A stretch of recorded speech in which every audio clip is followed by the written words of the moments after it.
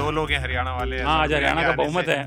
मैं पहले कह रहा था, आने से पहले ये कह रहे थे आज हमारा बहुमत है। मुझे पता लगा सरप्रिया जी, तो मैंने कहा कि आज हरियाणा का बहुमत है। बहुमत की क्या जरूरत है। कि अगर आप एक्यूरेट हैं और सिचुएशनल हैं, मतलब आसपास जो घट रही है, आपके घर में जो घट रही है या कुछ है, उस पे आप बहुत हंस सकते हैं।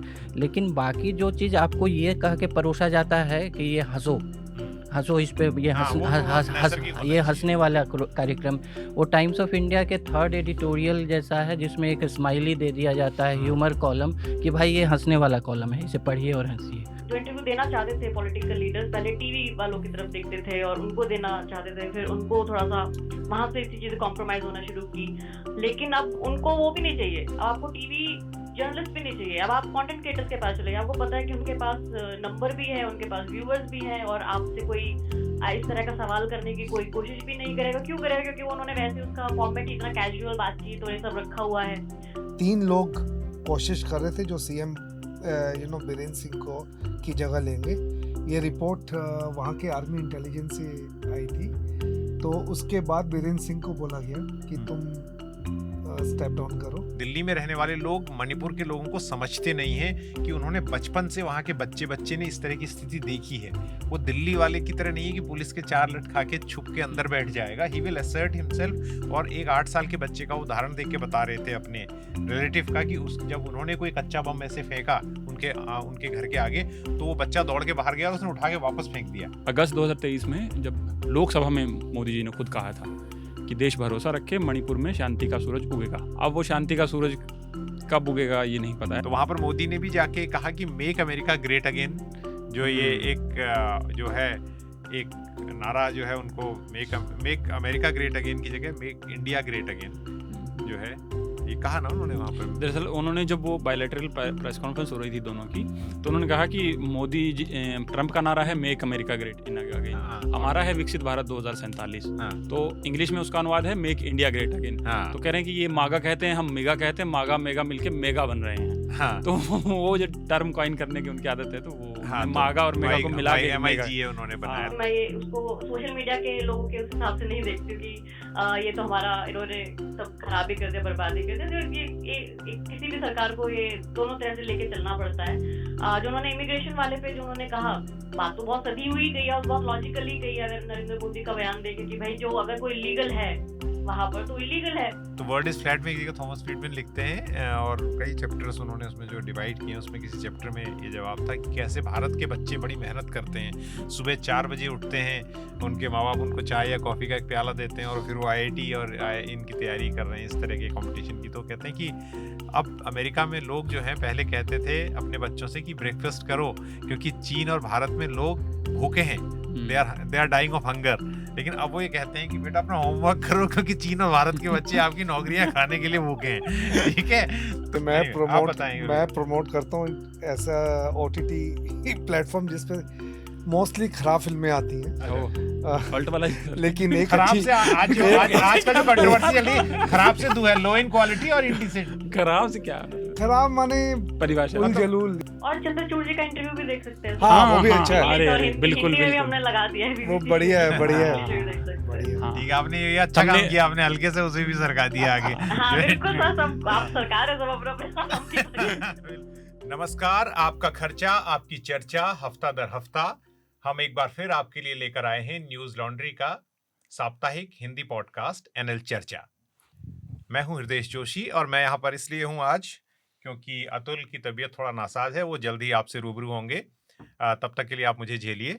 और मेरे साथ यहाँ पर हमारे साथी और हमारे अच्छे पैनलिस्ट हैं। रमन कृपाल जी से मेरी बड़े दिनों बाद मुलाकात हो रही है। सर, स्वागत है आपका। Editor in chief news laundry के आनंद वर्धन, हमारे चहेते कॉलमनिस्ट और न्यूज लॉन्ड्री में लगातार आप पढ़ते रहते हैं इन्हें।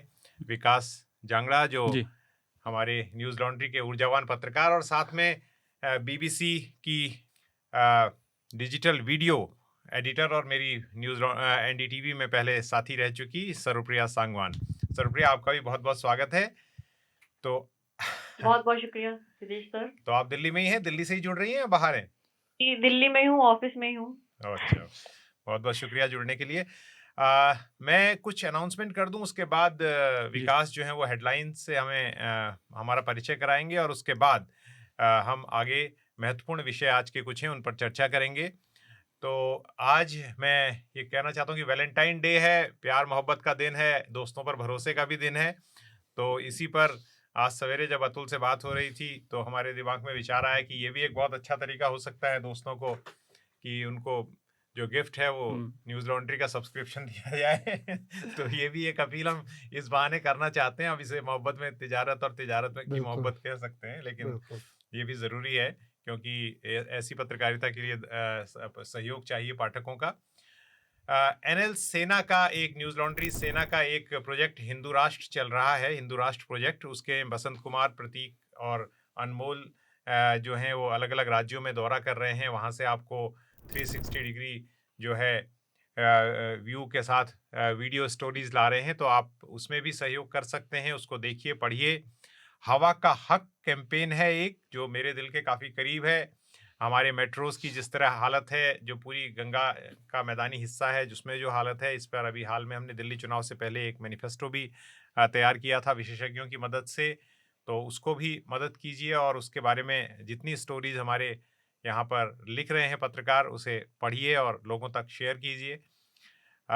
इसके साथ दर्शकों की मांग पर न्यूज़ लॉन्ड्री ने सब्सक्रिप्शंस जो हैं उनका स्टाइल घटाया है, स्टाइल को बदला है और कम रकम के वाले सब्सक्रिप्शंस भी हैं जिसमें 299 रुपये से लेकर 99 रुपये तक के भी सब्सक्रिप्शन हैं। तो इसके लिए आप hindi.newslaundry.com/subscription पर जाकर ये सब्सक्रिप्शन जो हैं वो ले सकते हैं। तो ये बातें थी। साथ में ये भी बताना चाहते हैं कि चर्चा के कुछ एपिसोड जो हैं आगे अभी फ्री हैं, पेवॉल के बाहर है, तो इसका आप फ़िलहाल लुत्फ़ उठा सकते हैं बिना किसी खर्च के। लेकिन इससे हमारी सब्सक्रिप्शन की जो अपील है वो कमज़ोर नहीं पड़नी चाहिए। तो विकास, मैं आपके हवाले करता हूँ। पहले हेडलाइंस देख लेते हैं और उसके बाद फिर आगे बढ़ेंगे। तो इस हफ्ते की शुरुआत हम बिल्कुल उस ताज़ी खबर से करते हैं जो हाल ही की है, मोदी के यूएस दौरे से जुड़ी है। प्रधानमंत्री मोदी जो है अपनी आधिकारिक यात्रा पर अमेरिका गए। दोनों देशों के मुखियाओं ने बहुत सारे विषयों पर बात की और इस दौरान एक नया इनिशिएटिव यहाँ लॉन्च किया गया, इंडिया यूएस कॉम्पैक्ट करके, catalysing opportunities for military partnership, accelerated commerce and technology. तो कहा जा रहा है कि उनका जैसे जो ट्रंप का जो ध्यान है जब से उन्होंने शपथ ग्रहण किया कि बिजनेस की ओर ज़्यादा है, कि वो कैसे अपने बिजनेस को, अमेरिका के बिजनेस को बढ़ाएं टैरिफ के नाम पे और बाकी चीज़ों के नाम पे, तो वो हुआ है। पर अभी ये है कि मोदी वहाँ से समय मांग के लेके आए हैं कि आप दिल्ली में आइए, तब हम इस पर तरीके से बात करेंगे कि क्या डील हो और क्या टैरिफ विषय जरूर रहेगा हमारी बातचीत का। दूसरी हमारी सुर्खी जो है वो भी बिजनेस से संबंधित है। अदानी ग्रुप जो है श्रीलंका में उन्होंने परवन परियोजना जो उनका विंड प्रोजेक्ट था, उन्होंने उसको वापस खींच लिए हैं उससे अपने हाथ। तो वो 484 मेगावाट की ये परियोजना थी और कहा गया कि सरकार जो है वो इसकी जो निवेश की शर्तें हैं वो उस पर परियोजना की जो शर्तें थी उस पर फिर से बात करना चाह रही थी, क्योंकि ये 484 मेगावाट का मतलब है काफ़ी बड़ा प्रोजेक्ट था। लेकिन जो राष्ट्रपति वहाँ बने हैं उनका चुनावी एजेंडा भी यही था कि वो आएंगे तो इसको रीनेगोशिएट करेंगे और इसकी बहुत स्ट्रॉन्ग स्क्रूटनी करेंगे। एनर्जी का मामला है तो इसलिए सम्मानपूर्वक उन्होंने उससे कह दिया कि हम पीछे हट रहे हैं और तो अब ये जो है फिर से नई समितियाँ बनेंगी और दोबारा से भी होगा। पैसों की बात चल रही तो अगली हमारी सुर्खी जो है इस हफ्ते इंडियन एक्सप्रेस की रिपोर्ट आई, उसमें बताया गया कि जो लॉटरी किंग हैं सैंटियागो मार्टिन, उनके पास जो है करीब 350 ऐसी कंपनियां थी जो सिर्फ पैसा को हेरफेर के लिए बनाई गई थी। उसमें बहुत सारी, मतलब ये उनकी भाषा में कहें तो ये सारी LLPs थी और लॉटरी का पैसा जो है डाइवर्ट होके इन कंपनियों के जरिए जाता था। ईडी ने जो खबर में आंकड़ा आया है वो 3,000 करोड़ रुपए के करीब का मामला है। और पर इसमें एक पेश हो गया कि ये मामला सुप्रीम कोर्ट तक भी पहुंच गया है। सैंटियागो मार्टिन के यहाँ से जो चीज़ें जब्त की गई थी, जिसमें इलेक्ट्रॉनिक डिवाइसेस हैं, लैपटॉप हैं, कंप्यूटर हैं, और सुप्रीम कोर्ट में एक मामला आया था। सुप्रीम कोर्ट ने कहा था कि आप ऐसे डिवाइस जब्त नहीं कर सकते और कॉपी नहीं कर सकते। तो अभी उस मामले में भी डिले हो रहा है। तो ईडी कह रहा है कि वो एक शील्ड की तरह काम कर रहा है वहाँ फिलहाल। और दर्शकों को ध्यान से बता दें कि सैंटियागो मार्टिन की जो कंपनी थी फ्यूचर गेमिंग, उसने इलेक्ट्रॉनिक बॉन्ड में जो है चुनावी बॉन्ड जो थे, इलेक्टोरल बॉन्ड, उसमें सबसे बड़ा दान इन्हीं की ओर से था। 1368 करोड़ रुपए इन्होंने दिया। इन्होंने अलग अलग पार्टियों को, कांग्रेस को सबसे ज्यादा पैसे दिए थे, पर बाकी पार्टी भी थी उसमें। और हमारी चर्चा के आज का विषय भी है तो मणिपुर में जो है बीते दिन जो है राष्ट्रपति शासन लगा दिया गया है और यहाँ 2023 से जो है दो समुदाय बीच, मैती और कुकी के बीच जो है जातीय संघर्ष चल रहा है। अब तक 200 से ज़्यादा लोग मारे जा चुके हैं और मुख्यमंत्री जो है एन बीरेन सिंह मणिपुर के, उन्होंने कुछ दिन पहले इस्तीफा दे दिया था और सरकार नहीं बनने की बहुत सारी हालातों के बीच, जिस पर हम चर्चा भी करेंगे, तो अंत में राष्ट्रपति शासन लगा दिया गया। खास बात यह है कि राष्ट्रपति शासन का जो निर्णय आया है, जब संसद का सदन जो है 10 मार्च तक के लिए स्थगित हो गया, तब ये फैसला पब्लिक किया गया कि अब राष्ट्रपति शासन लग रहा है। इस पर ये हमारा मुख्य विषय आज बातचीत का। सदन की ही से ही जुड़ी हमारी अगली सुर्खी है कि राज्यसभा में विपक्ष के नेता मल्लिकार्जुन खड़गे ने, उन्होंने जो जैसे ही जेपीसी रिपोर्ट प्रस्तुत हुई जो वक्फ विधेयक पर है, वक्फ अमेंडमेंट एक्ट पे है, तो उन्होंने कहा कि जेपीसी की जो रिपोर्ट है उसमें से जो डिसेंट वाली टिप्पणियां हैं वो हटा दी गई, बिल्कुल डिलीट कर दी गई, उनको रखा भी नहीं गया है।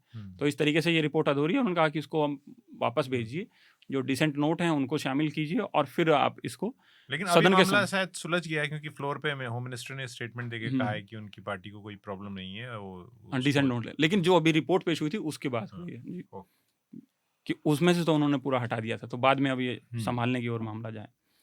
ओके जी, अगली हमारी सुर्खी अमेरिका से जुड़ी है। वहाँ राष्ट्रपति डोनाल्ड ट्रंप ने चेतावनी दी कि अगर जो गाजा में जो बंधक बनाए गए हैं वो इजरायली, उनको अगर सबको शनिवार दोपहर तक, कल जो आज तो हम चर्चा रिकॉर्ड करें शुक्रवार है, तो कल तक अगर नहीं रिलीज़ किया गया, छोड़ा नहीं गया, तो वो जो है वो युद्ध विराम और ये जो सारे प्रस्ताव हैं तो उस पर वो रोक लगा देंगे।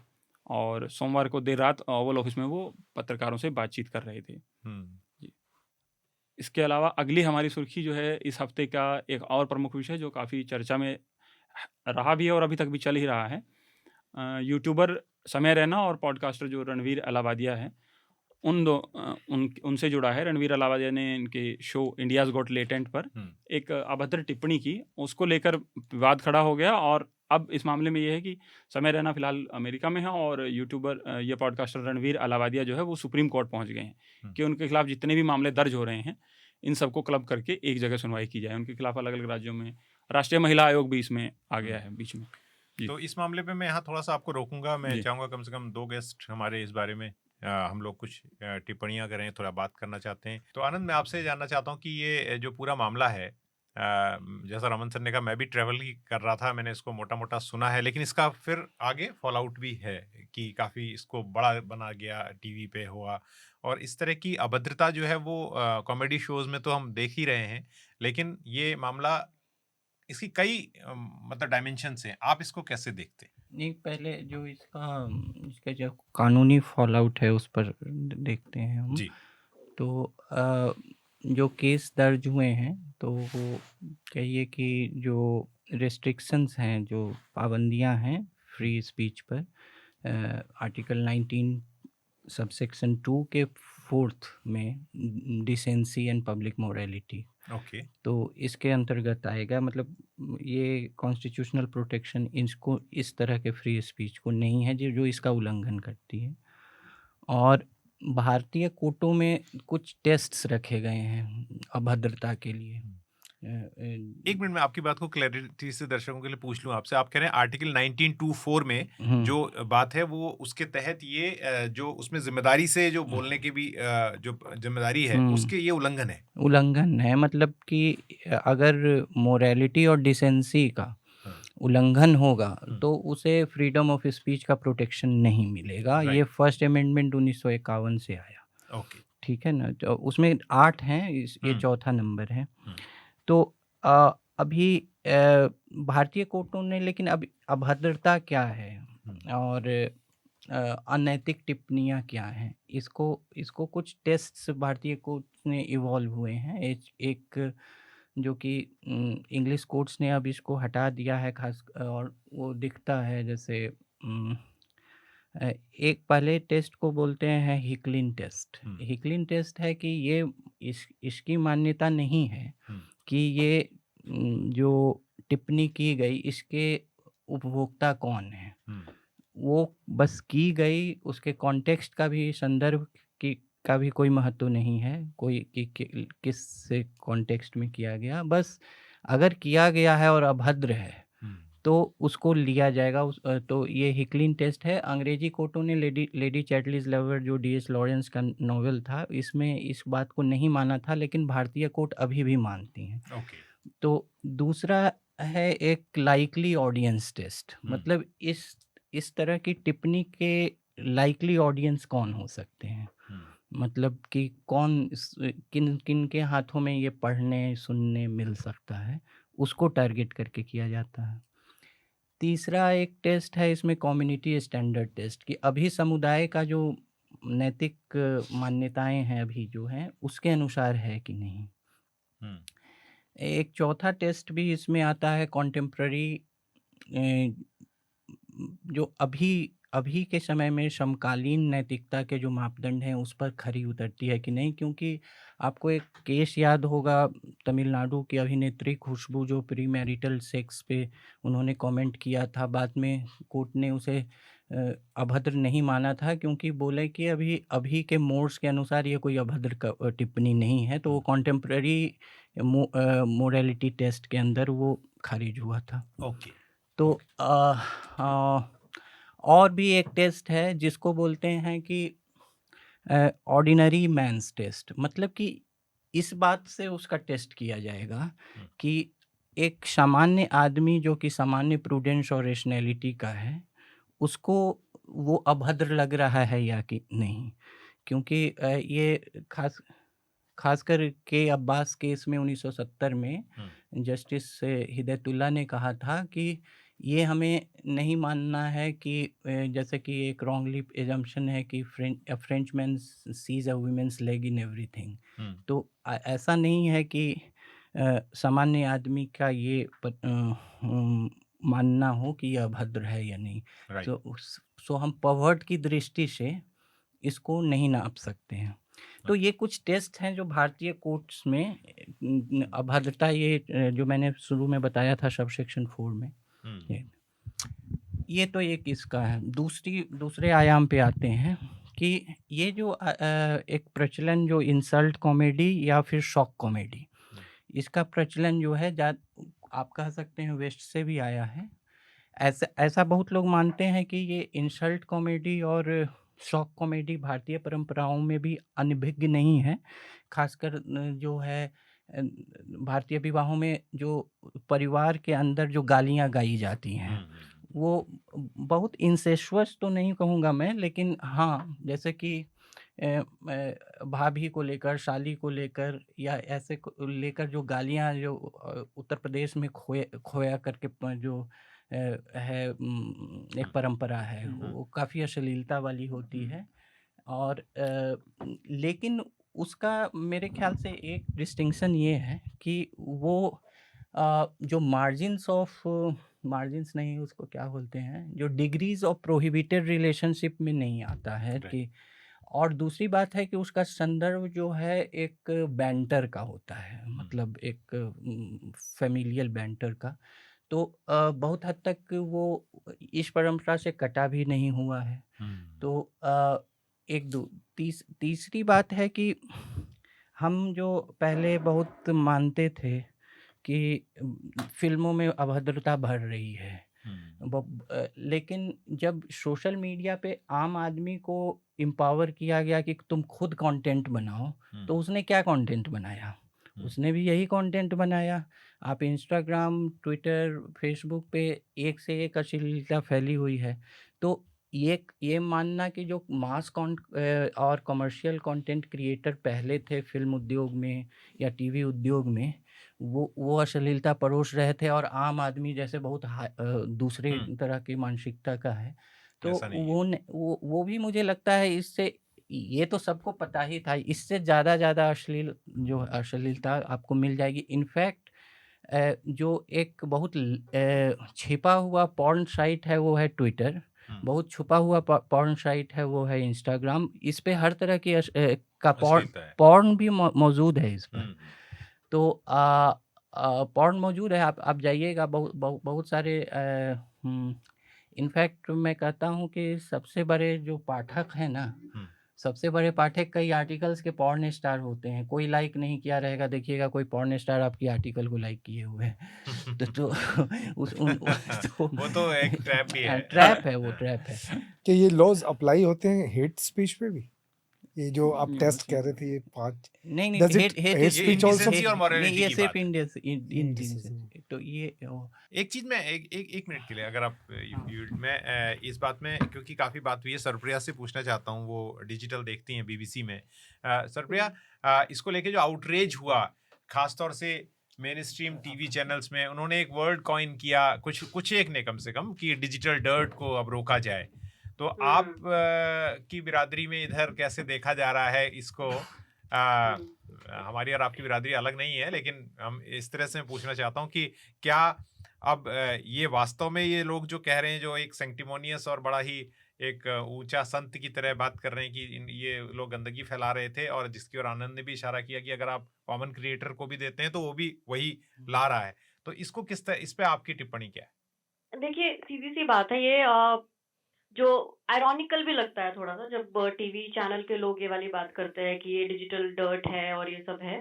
और इसके पीछे मुझे लगता है अगर ये डिजिटल डर्ट है तो बहुत टाइम से सब वो लोग देख रहे थे, और आपका काम था, आप जब उसी वक्त उस चीज को उठा लेते, लेकिन आप सब लोग भी वो देख रहे थे और सब लोग उसको अप्रिशिएट भी कर रहे थे, अपनी बातचीत में भी कर रहे थे। लेकिन जैसे ही आपने देखा कि हाँ, एक सोशल मीडिया पे कुछ लोगों ने इसके खिलाफ, जैसे मैंने तो नीलेश मिश्रा जी का एक ट्वीट देखा था, उसके बाद उसपे काफी 20-25 हजार लाइक थे, और फिर और लोगों ने उसके बारे में लिखना शुरू किया, तो उनको लगा कि नहीं भाई, ये तो इसमें तो अच्छे नंबर आ रहे हैं, इस पे तो लोग लाइक कर रहे हैं, तो ये तो मतलब कुछ ऐसी चीज है, तो हम भी लिखते हैं, हम भी करते हैं ना।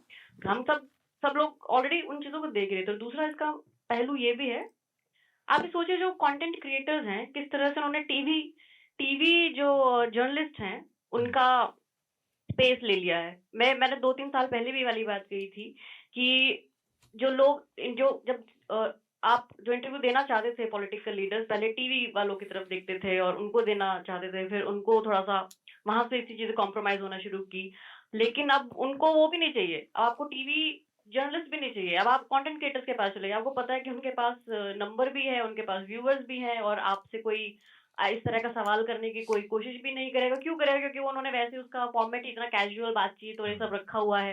तो उनको मालूम है कि यार, तो अब तो उनका जो स्पेस जो खा लिया डिजिटल क्रिएटर्स ने, और वो कि इंटरव्यूज वगैरह के लिए भी जो उन पे डिपेंडेंट रहते थे टीवी वालों पे पॉलिटिकल, वो भी खत्म हो गया। तो उसका ये भी पहलू है कि वो लोग नहीं पसंद करें, उनको लगा कि चलो जेलस है। जब टारगेट कर रहे हैं ना, तो भाई तो टारगेट होगा, अच्छा इसी में आप अपना वो करो। और ये तो बहुत ही गंदे लोग, और बल्कि देखिए बहुत सारे लोगों ने इस तरह से भी टिप्पणी की है सोशल मीडिया पे, कि देखते हैं अब इनके उस पर कौन जाएगा, अब हम ये देखेंगे कौन इनसे बातचीत करने जाता है। तो यानी कि ऑलरेडी डरा रहे हैं ऐसे लोगों को कि इनसे कोई बात भी ना करने जाए, वरना तो तुम्हारे ऊपर भी उसी तरह का लांछन लग सकता है। और बात रही रणवीर अलाहाबादिया का, तो जो मैंने शायद पहली बार इस तरह की भाषा सुनी है, या इस तरह का कॉमेंट उनका किसी उसमें सुना है।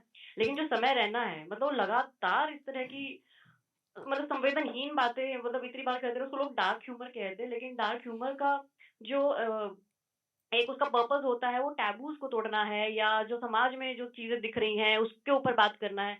लेकिन ये जो यूज है, जिसको डार्क ह्यूमर कहते हैं, मुझे नहीं समझ आता डार्क ह्यूमर, लेकिन वो उसका इजी मनी के लिए इस्तेमाल हो रहा है। बहुत सारे लोगों ने उनका इस तरह भी साथ दिया कि नहीं, ये आदमी तो आकर छा गया एकदम से, इसलिए लोगों को बड़ी जलन हो रही है, चिढ़ हो रही है। मुझे नहीं लगता कि ये हमारा कोई बचाव का वो होना चाहिए, डिफेंस का तर्क होना चाहिए। क्यों? आप सोचिए, ऐसी ऐसी चीजें वो बोलते हैं कि मैंने एक दिन एक गरीब बच्चे को 2000 रुपए का नोट दे दिया, और उसके फिर और जो साथी बच्चे आ गए, सबने छीनना शुरू कर दिया उससे। उसमें छीना झपटी में एक बच्चा ट्रेन की पटरी पे गिर गया, वो ट्रेन से कुचला गया। और ये देख के मुझे इतना मजा आया, मेरे जो 2000 रुपए वसूल हुए हैं, मेरा कभी भी नहीं वसूल होते। तो जो हम एज अ जर्नलिस्ट, अगर हम एक समाज को थोड़ा संवेदनशील करने की कोशिश में लगे रहते हैं कि नहीं, किसी तरह से आप दूसरे के दुख को समझें, माइनॉरिटीज को समझे, गरीबी को समझे, आप यहाँ पे आके आपने उसको कॉमेडी का विषय कैसे बना दिया है? तो मैं उसको नहीं समझ पाती हूँ। अगर कोई आप इस तरह की कॉमेडी करते हैं कि मेरी एक फ्रेंड ने अपनी माँ के इलाज के लिए 1 लाख रुपया लिया, और बाई चांस शाम को उसकी माँ की डेथ हो गई, तो मैंने कहा कि भाई तो इलाज में तो पैसा लगा ही नहीं ना, मेरे पैसे तो दे दे। मतलब सेलिंग द इनसेंसिटिविटी। तो मुझे नहीं लग रहा है कि वो कैसे डार्क ह्यूमर है। और बार बार दूसरे बड़े बड़े बाहर के लोग एग्जाम्पल देते हैं, पता नहीं मतलब कितने उन लोगों ने एक्चुअली उनके देखे हैं प्रोग्राम्स और उनको कितना उसको स्टडी किया है कि वो किस तरह का कंटेंट बनाते हैं और हमारे यहाँ पे लोग किस तरह का कंटेंट बना रहे हैं। I think it's mostly because of the commercial reason.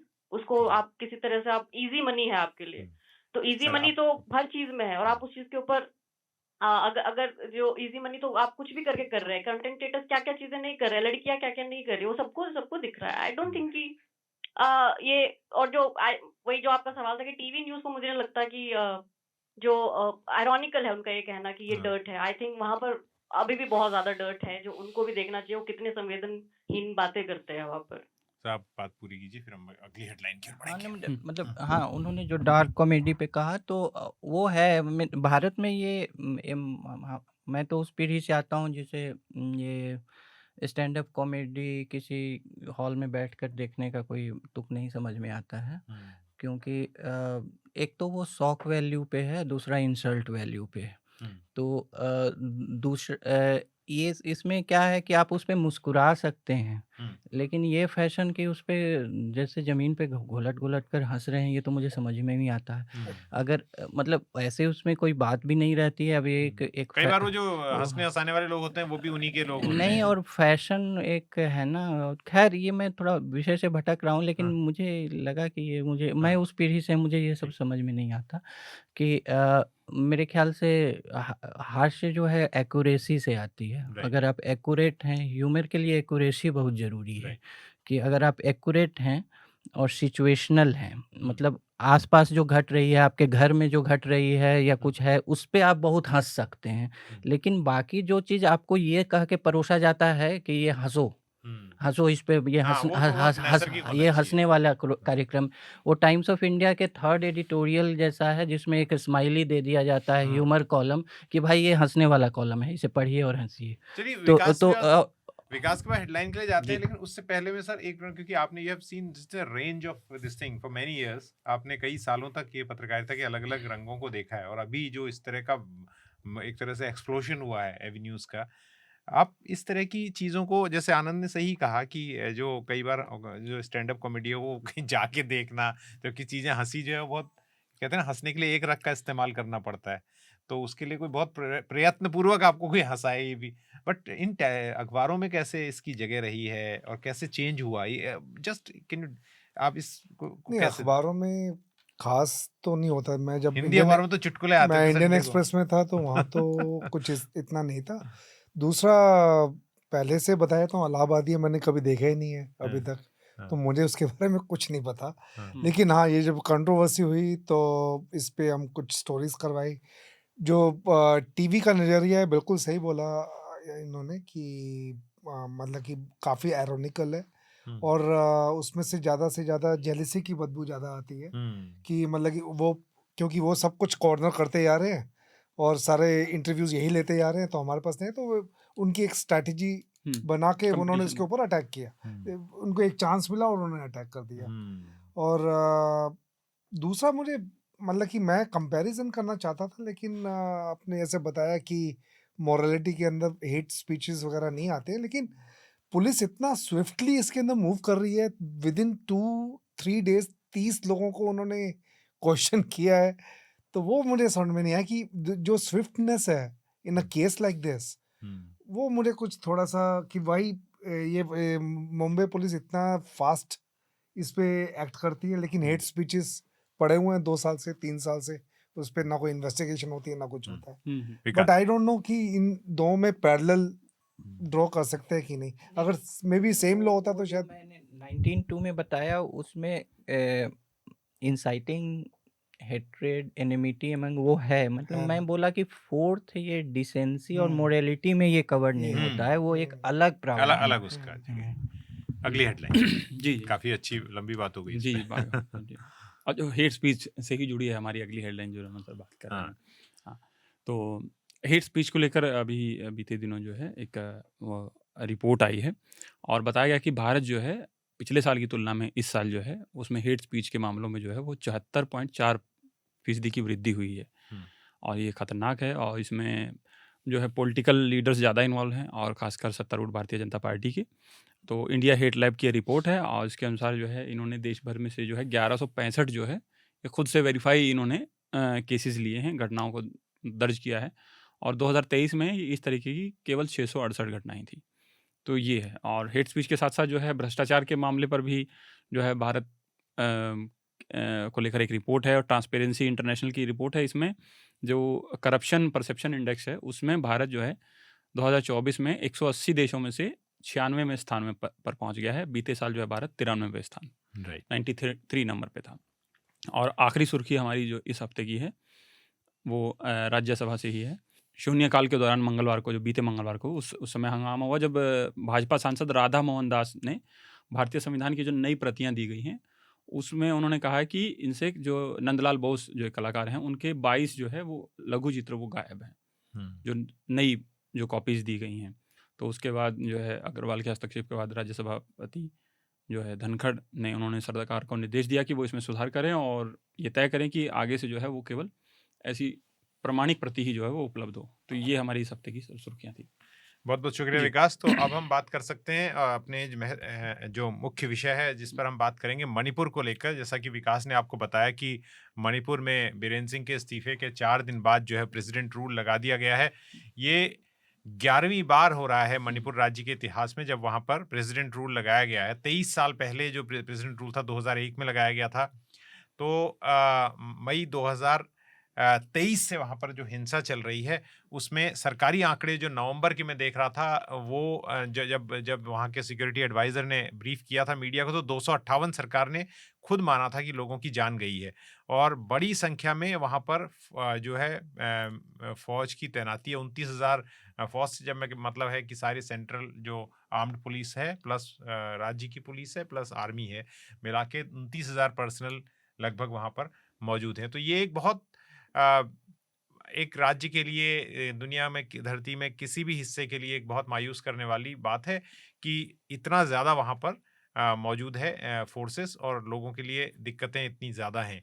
तो इससे एक पॉलिटिकल इसका रिफ्लेक्शन भी है कि किस तरह से मुझे अभी तक ध्यान जितना आता है, मैं टीवी और अखबारों को फॉलो नहीं किया है इस समय बहुत ज़्यादा, तो मणिपुर में शायद अभी तक प्रधानमंत्री मोदी नहीं गए पर अमित शाह ने वहाँ गए हुए हैं। बिल्कुल। तो ये एक अमित शाह गए, ऑपोजिशन ये राहुल गांधी गए। हाँ। लेकिन सरकार की ओर से जो है अब शायद ऐसा माना जा रहा है कि मोदी वहाँ जाएंगे, लेकिन पॉलिटिकली इससे बिग चाहिए, एक बड़ा चैलेंज है क्योंकि बीजेपी के लिए वहाँ सरकार बनाना ही संभव नहीं हो पाया एक बार बीरेन्द्र सिंह के इस्तीफे देने। हाँ, मतलब शुरुआत ऐसे ही हुई थी कि वो एक पार्टी का नाम है वहाँ पे, what is it called, MPCC, जिसमें क्या नाम पहल करनी थी बीजेपी के लेजिस्लेटर ने, और ये पहले से डिसाइड हो गया था। 3 लोग कोशिश कर रहे थे जो सीएम बीरेन्द्र सिंह को की जगह लेंगे। ये रिपोर्ट वहाँ के आर्मी इंटेलिजेंस से आई थी। तो उसके बाद बीरेन्द्र सिंह को बोला गया कि तुम स्टेप डाउन करो, क्योंकि फिर उन्होंने कोशिश की कि गवर्नमेंट बनेगी या नहीं बनेगी। तो उसमें जो एक मीटिंग चल रही थी श्याम कुमार के ऑफिशियल रेजिडेंस पे, तो वहाँ पे गोविंद दास एंड खेमचंद ये थे पोटेंशियल नेम्स जो सीएम बन सकते थे वहाँ पे। तो 2 दिन तक वो चली, उसके बाद किसी उस पे नहीं आ पाया, तो उसके बाद इन्होंने सेंटर को रूल किया है। तो इससे ये भी पता चलता है कि कितना ज़्यादा बीजेपी के अंदर भी कितना फ्रिक्शन है इस पूरे मामले को लेकर। आनंद, इसमें बीजेपी के लिए भी एक बहुत बड़ा संकट है क्योंकि इतने लंबे समय तक वहाँ हिंसा चली और अभी भी चेंज ऑफ गार्ड जो होता है तो वो सरकार बनाने की स्थिति में नहीं। इससे पहले मैती और कुकी के जो रिप्रेजेंटेटिव्स थे उनकी मीटिंग अमित शाह के साथ हुई है। अमित शाह के साथ उसकी मीटिंग हुई है कि कोई नेगोशिएट कर सके या कुछ कर सके। तो ये 1.5 साल से चल रहा है जब से वॉयलेंस चल रही है, तो लेकिन कुछ नतीजे पे नहीं आया।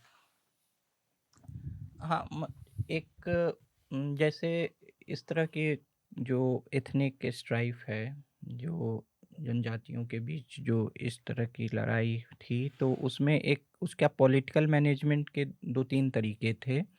एक तरीका जो था एथनो नेशनलिस्ट लाइन जो था कि एक जो उसमें बड़ी कम्युनिटी है उसके एक बड़े नेता के साथ कम से कम उस कम्युनिटी का जो है फेथ जो है अपने पास रिटेन करते हुए दूसरी कम्युनिटी से कुछ ब्रिजेस बनाए।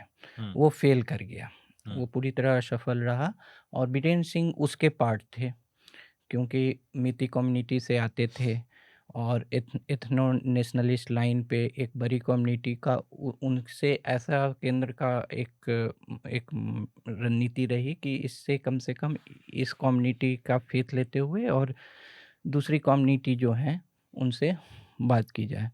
तो वो विफल होने के बाद और एक ही बात का सिर्फ मतलब कि it was a matter of time कि केंद्र का कब तक समर्थन रहता है बीरेन्द्र सिंह को। केंद्र ने जो आपने जैसा कहा कि भाजपा के अंदर जो विरोधाभास आया और वहाँ जो पॉपुलर सपोर्ट जो है वो ख़त्म हो गया। इवन मिती कम्युनिटी के अंदर से भी मुझे लगता है कि ये एक तरह से एंग्विश, हाँ, एक अविश्वास का बीरेन्द्र सिंह के प्रति मोबिलाइज हो रहा था और जो दूसरी कम्युनिटी है वो तो इन पे विश्वास ऐसे भी नहीं कर रही थी।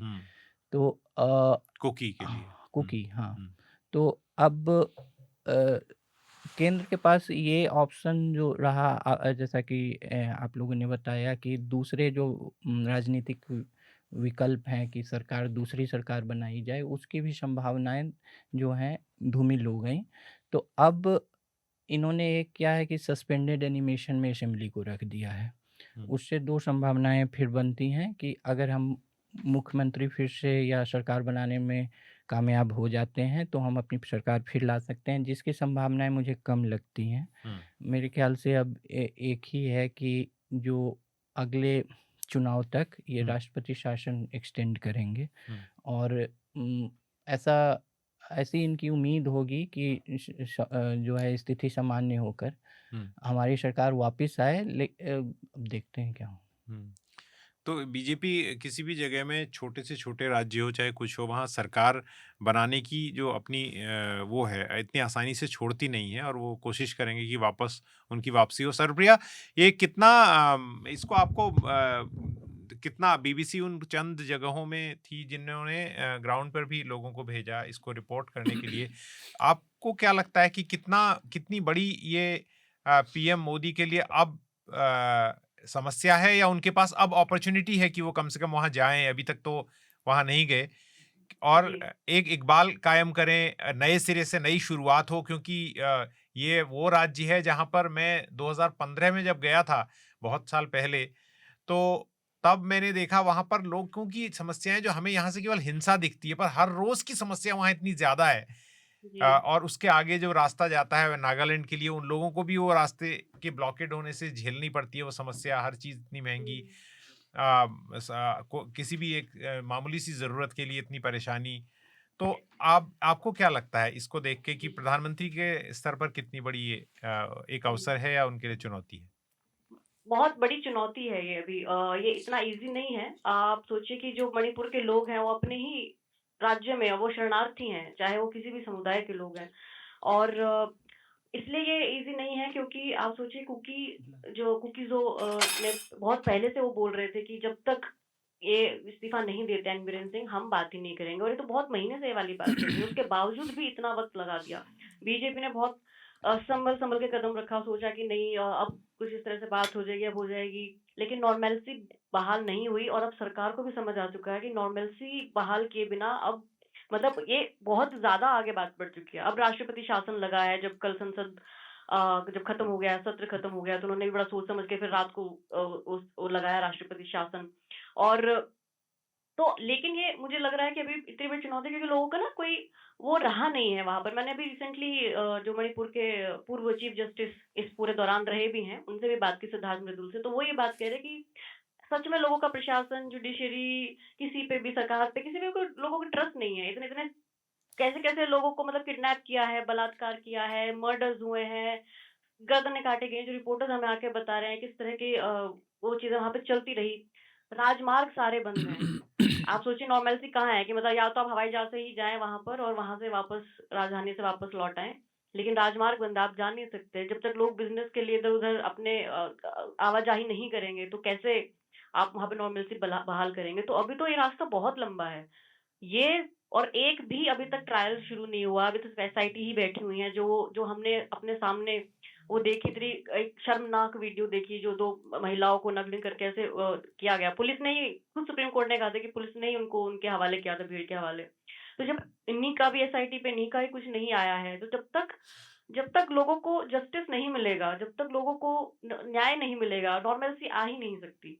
तो चाहे वो दिखा कुछ भी लें, वहां पे चले गए, कुछ बात हो गई, जब तक लोग ही नहीं विश्वास कर रहे हैं और जो जो इन समुदायों के प्रतिनिधि हैं वो ही भरोसा नहीं कर पाएंगे, तब तक कैसे? क्योंकि उन्हें मालूम है कि देखिए आपको पता है कितने टाइम से स्टेट मशीनरी फेल है, फिर भी 21 महीने लग गए ना आपको उनका इस्तीफा लेने में भी, आपको राष्ट्रपति शासन लगाने में भी ना। तो इतना इजी आप किसी का विश्वास जीत नहीं सकते। तो मुझे तो अभी बहुत लंबा रास्ता ही लग रहा है, और इवन उन्होंने भी यही कहा जो चीफ जस्टिस सिद्धार्थ मृदुल ने, फॉर्मर चीफ जस्टिस, की अभी बहुत लंबा रास्ता है। रमन सर, अलग अलग राज्यों में, मुख्तलिफ राज्यों में पिछले 50 सालों के दौरान हमने देखा ऐसी समस्याएं आती रही हैं जब पूरी मशीनरी ब्रेकडाउन, पंजाब जैसे राज्य को जो दिल्ली से बहुत दूर नहीं है, वहाँ पर हमने देखा कि किस तरह से हालात थे। लेकिन यहाँ जो अंदर वॉर हो रहा है, एक हमारे मित्र हैं कोई वहाँ के रहने वाले, वो बता रहे थे कि दिल्ली में रहने वाले लोग मणिपुर के लोगों को समझते नहीं हैं कि उन्होंने बचपन से वहाँ के बच्चे बच्चे ने इस तरह की स्थिति देखी है। वो दिल्ली वाले की तरह नहीं है कि पुलिस के 4 लठ खा के छुप के अंदर बैठ जाएगा। He will assert himself. और एक 8 साल के बच्चे का उदाहरण देके बता रहे थे अपने रिलेटिव का कि उस जब उन्होंने कोई कच्चा बम ऐसे फेंका उनके घर के आगे, तो वो बच्चा दौड़ के बाहर गया और उसने उठा के वापस फेंक दिया, विच इज वेरी अनकॉमन यहाँ के लोगों के लिए। लेकिन अभी मैं आपसे समझना चाहता हूँ आपके पत्रकारिता के अनुभव के आधार पर कि पॉलिटिकल और सोशल, मैं रोजमर्रा की जो समस्या है उस पर तो बात ही नहीं कर रहा हूँ, इन मोर्चों पर सरकार क्या कर सकती है? प्रधानमंत्री, गृह मंत्री और जो बड़े स्टेट जो जो वो हैं, और दूसरी पार्टियों को भी अगर शामिल कर लें, अगर वो साथ लेना चाहे तो क्या कर सकते हैं? तो सोशल प्रॉब्लम वहाँ बहुत ज्यादा है, मिसट्रस्ट नंबर, दूसरा जो पॉलिटिकल वहां पर अब वापस लाना पड़ेगा क्योंकि 11वीं बार राष्ट्रपति शासन लगाया है। Is not a good sign. आपने जैसे बोला मिसट्रस्ट, हाँ। तो सबसे पहले तो बिल्डिंग कॉन्फिडेंस है जी। हर स्टेट का अपना डिफरेंट रीजंस होते हैं जहाँ यहाँ पे भी ये प्रेसिडेंट रूल लगा हो, लेकिन मणिपुर में यहाँ तक मणिपुर का मामला है, 2 ट्राइब्स हैं, कुकी एंड मैतीस।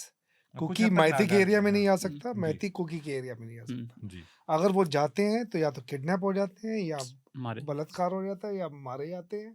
तो इसीलिए राजमार्ग मतलब कहीं पे भी चल नहीं रहा।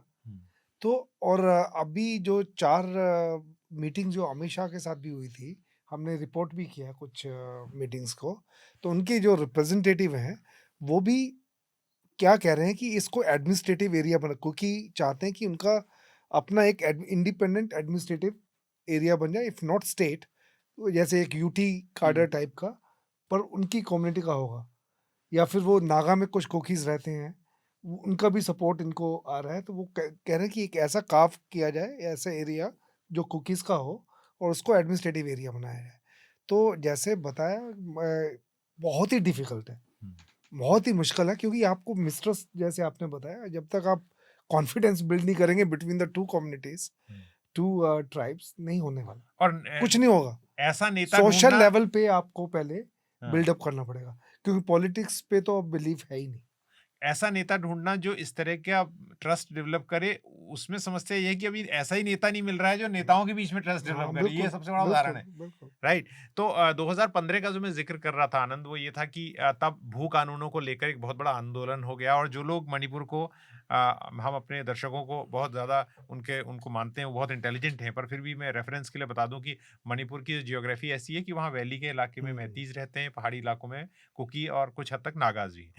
तो वहां पर उस भू कानूनों को लेकर तब एक 14 साल के बच्चे को, जिसका नाम सपम रॉबिनहुड था, मुझे अभी भी याद है क्योंकि उसका नाम ही ऐसा था, सपम रॉबिनहुड, उसको गोली मार दी थी।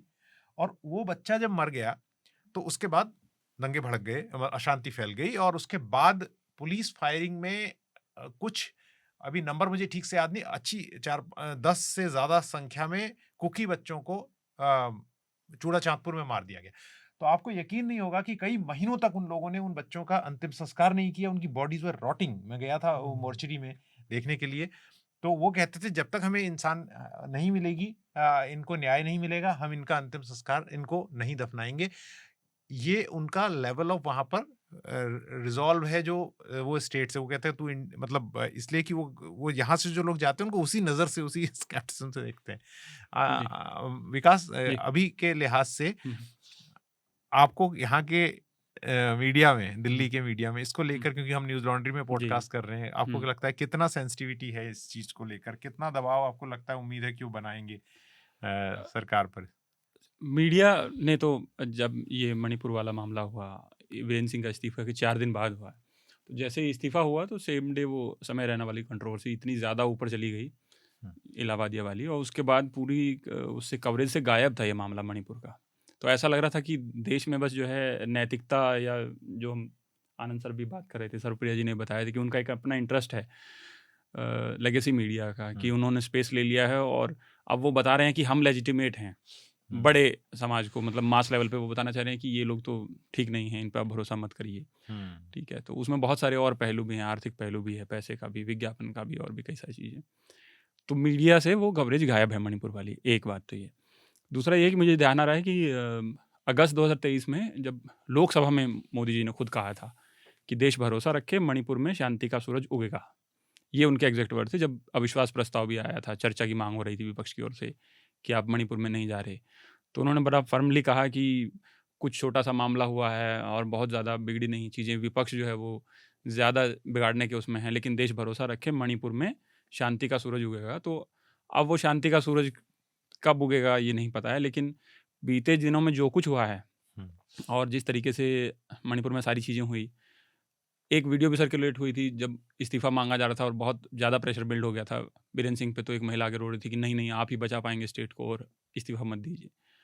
अब ऐसी कोई टैक्टिस सामने नहीं आई जब इस्तीफा लिया गया। वहाँ इतना बुरा हाँ, हाल बहुत है बहुत कि जो बहुत ही, लेकिन ये असम राइफल्स जो वहाँ पे उसको तैनात किया गया, हाँ, तो मैती असम राइफल्स में बिलीव नहीं करते, वो कहते हैं कि वो कुकी साइड है। हाँ, इवन फोर्सेस के बीच में भी एक डिवीजन लेकर आ गए, हाँ, वही तो बहुत ही बुरा हाल है वहाँ। बहुत।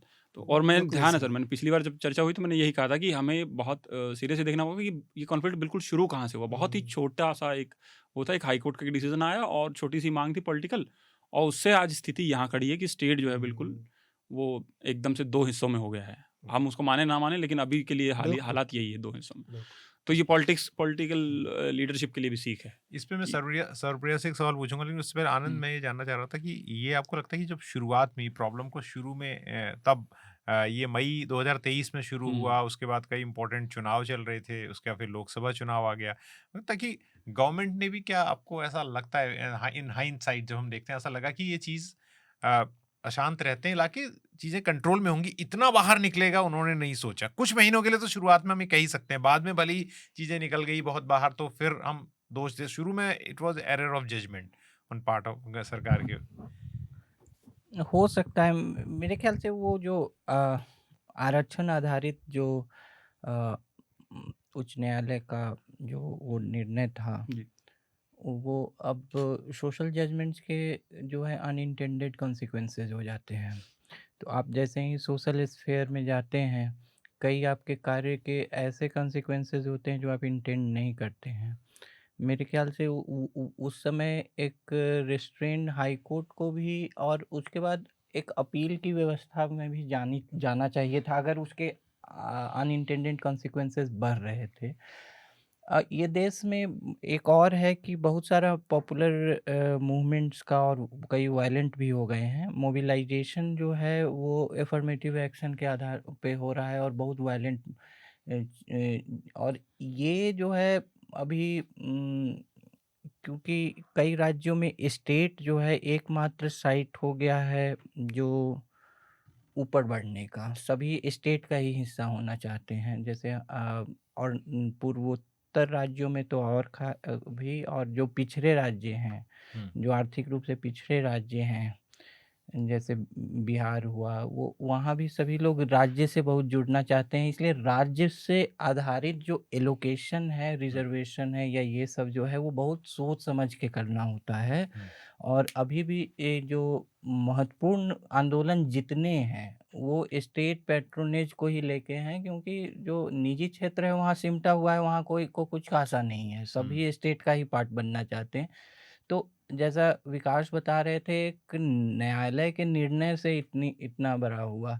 मेरे ख्याल से जो वक्तव्य प्रधानमंत्री का ये बता रहे थे, वो लाल किला से दिया था इस बार 15 अगस्त को। नहीं, 23 अगस्त की सूर्य बात है। सूर्य वाला मणिपुर में शांति का वो अविश्वास प्रस्ताव आया था सदन लोकसभा में मार्च अगस्त 2023 में। अच्छा, जी। तो तब उसके जवाब में हाँ, उन्होंने तो कहा बड़े और इस बार लाल किला से भी प्रधानमंत्री ने मतलब कि पार्लियामेंट के बाहर किसी पब्लिक फोरम पे पहली बार मणिपुर का जिक्र जो है लाल किला से ही किया था। तो उस समय से अभी की यात्रा जो है वो फिर है कि ये जो है आप जैसा बता रहे थे कि ये माइक्रो मैनेजमेंट से सुलझ सकता था क्या क्या, या इतना मैक्रो होना जरूरी इसका था जी। तो ये एक मैं कहूँगा कि वो जो अनइंटेंडेड कॉन्सिक्वेंसेज है, मतलब when the die is cast, तो अब आपके यहाँ आप मतलब you don't have control over moves. अब जो सोशल फैक्टर्स कंट्रोल ले लिए उस पे। अब आप पीछे पॉलिटिकल जो एजेंसी पीछे आ जाओ। तो अब मतलब आप फिर होप करते हैं कि सोशल इक्विलिब्रियम जो है वो पीस के तरफ झुक जाए। पॉलिटिकल एजेंसी की फिर इनिशिएटिव कम हो जाती है। राइट।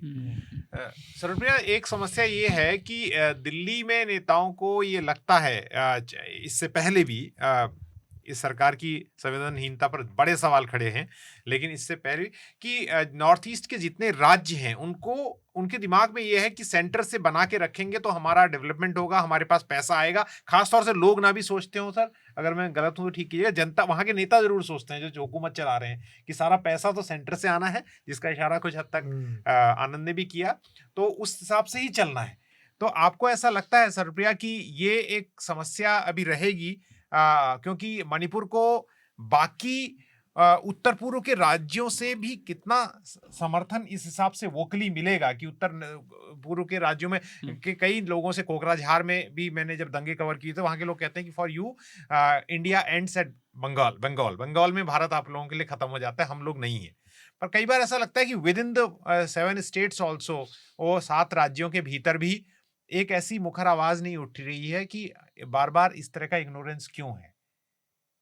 वो एक मुझे लग रहा है कि ये बिल्कुल सही बात है कि जो हमारे नॉर्थ ईस्ट स्टेट्स हैं तो उनका एक वो इग्नोर्ड भी हैं, और वो कल्चरल कुछ इस तरह से बन गया है कि एक्चुअली वहां पर भी जो लोग हैं वो, क्योंकि वो जो इतना पैसा सेंटर से आता रहता है, तो जो ब्यूरोक्रेट्स जिस तरह की बातें बताते हैं हमें, तो यही बताते हैं कि जो पैसा आ रहा है सेंटर से, तो लोग अब उसमें ही खुश हैं, उनका जीवन उस यापन हो जाता है। ज्यादा कोई उनको कनेक्ट करना या कुछ और इकोनॉमिकली और प्रॉस्पर करना, उनको उसकी शायद जरूरत भी महसूस नहीं होती है।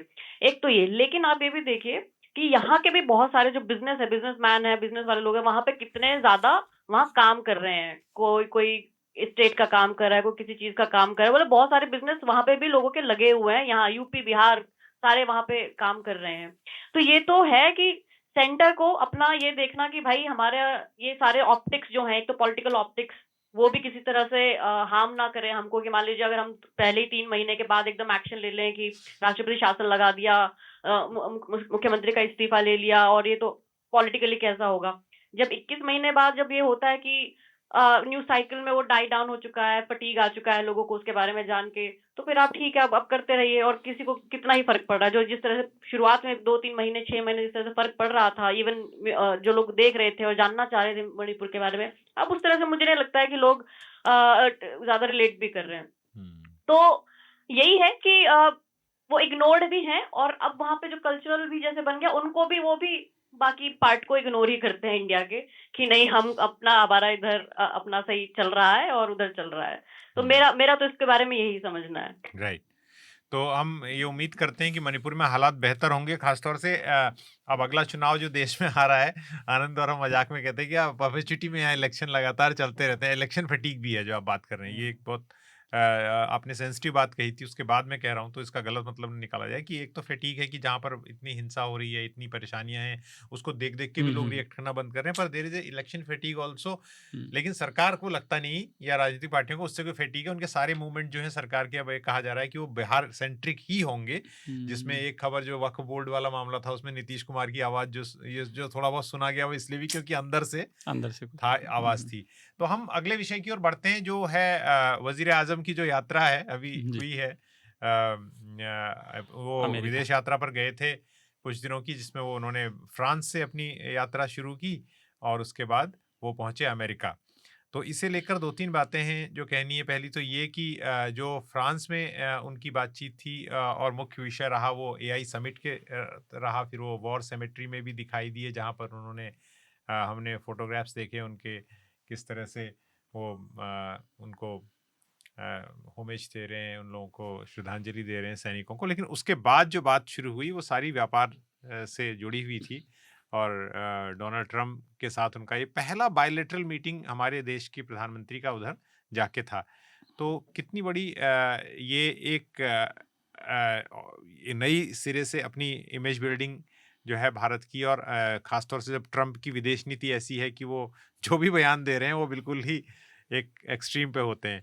तो वहाँ पर मोदी ने भी जाके कहा कि मेक अमेरिका ग्रेट अगेन, जो ये एक जो है एक नारा जो है उनको मेक अमेरिका ग्रेट अगेन की जगह मेक इंडिया ग्रेट अगेन जो है ये कहा ना उन्होंने वहाँ पर। दरअसल उन्होंने जब वो बायलैटरल प्रेस कॉन्फ्रेंस हो रही थी दोनों की, तो उन्होंने कहा कि मोदी जी, ट्रंप का नारा है मेक अमेरिका ग्रेट अगेन, हमारा है विकसित भारत 2047। तो इंग्लिश में उसका अनुवाद है मेक इंडिया ग्रेट अगेन। तो कह रहे हैं कि ये मागा कहते हैं, हम मेगा कहते हैं, मागा मेगा मिलके मेगा बन रहे हैं। तो वो जो टर्म कॉइन करने की उनकी आदत है, तो वो मागा और मेगा को मिला के MIGA उन्होंने बनाया। तो मैं वही कहना चाह रहा था कि इस तरह के जुमले जो हैं वो काफ़ी उसमें वो काफ़ी उनको महारत हासिल है और ये काफ़ी कैची भी है लोगों के लिए, जनता के लिए सुनना।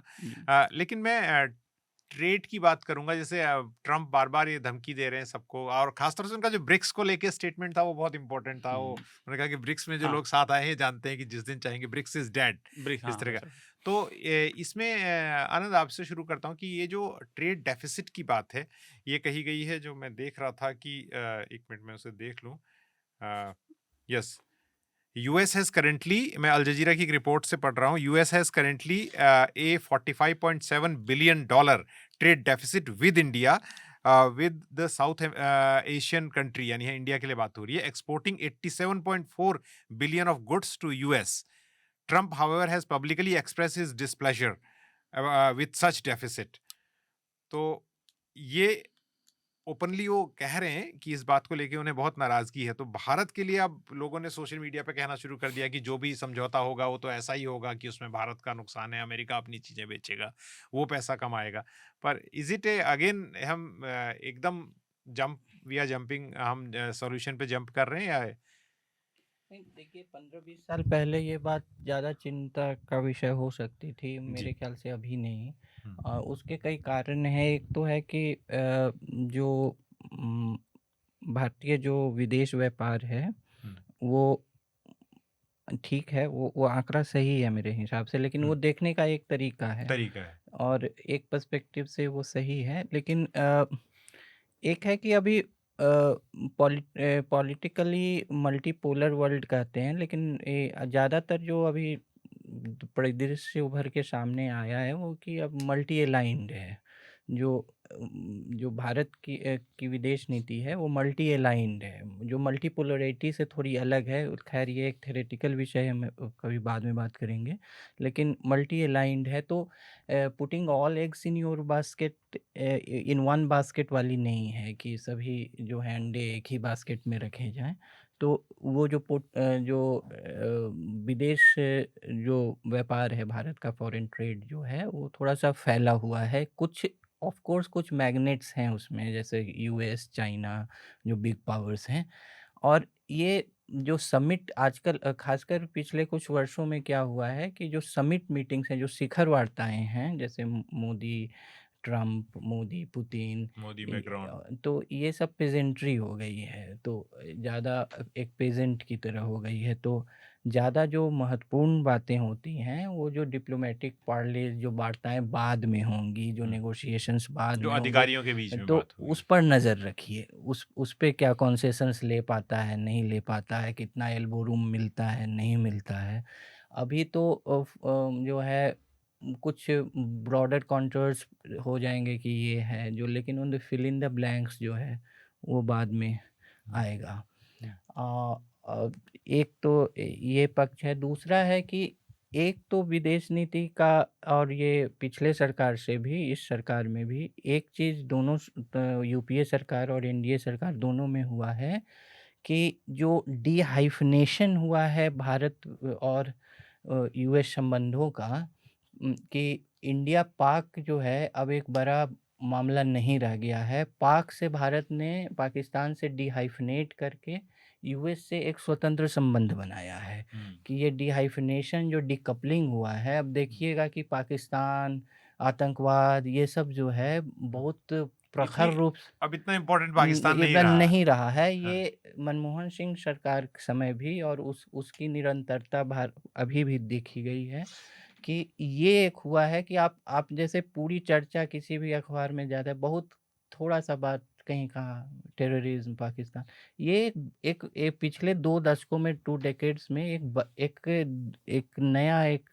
समझिए कि एक बदलाव है ये डीहाइफनेशन, कि अब पाकिस्तान से भारत के कैसे संबंध हैं, इससे वाशिंगटन और नई दिल्ली के संबंध पे कोई खास असर नहीं पड़ रहा है। और इस बार भी वो ऐसा कुछ खास नहीं हुआ, जिसका कि अंतर्राष्ट्रीय संबंधों में जैसे रॉबर्ट क्यूहेन वगैरह कहते हैं कि कॉम्प्लेक्स इंटरडिपेंडेंस, जो एक जटिल जो है परस्परता जो है, एक जटिल तरह की परस्परता दोनों देशों में, एक बिग पावर और एक उभरता हुआ इकोनॉमिक पावर में, इसके कारण हुई है। राइट। तो सर ये हाँ नहीं, मैंने 2007 में एक स्टोरी ब्रेक की थी इंडियन एक्सप्रेस में, तो जिसमें पहली बार डीकपलिंग शुरू हुई थी, जिसमें तवज्जो दी गई थी कि नक्सल एरिया में लोग ज़्यादा मर रहे हैं बनिस्बत कश्मीर में, तो कश्मीर का टेररिज्म अब इतना महत्वपूर्ण नहीं रहा। अब ये सारा का सारा जो थिएटर है पूरा का पूरा शिफ्ट हो गया है नक्सल एरिया में। ये मैंने उस समय की थी। मेरा इसमें दो पहलू हैं इसके। एक तो एक इमीडिएट रिलेशनशिप में क्या क्या चीज़ें इम्पोर्टेंट है, और एक है लॉन्ग टर्म में। तो इमीडिएट में यहाँ तक मुझे दिखता है टैरिफ की जो बात हुई है, उसमें इंडिया का अगर आप एक्सपोर्ट देखें 128 बिलियन और इंपोर्ट है 55 बिलियन, इतना इनका है। और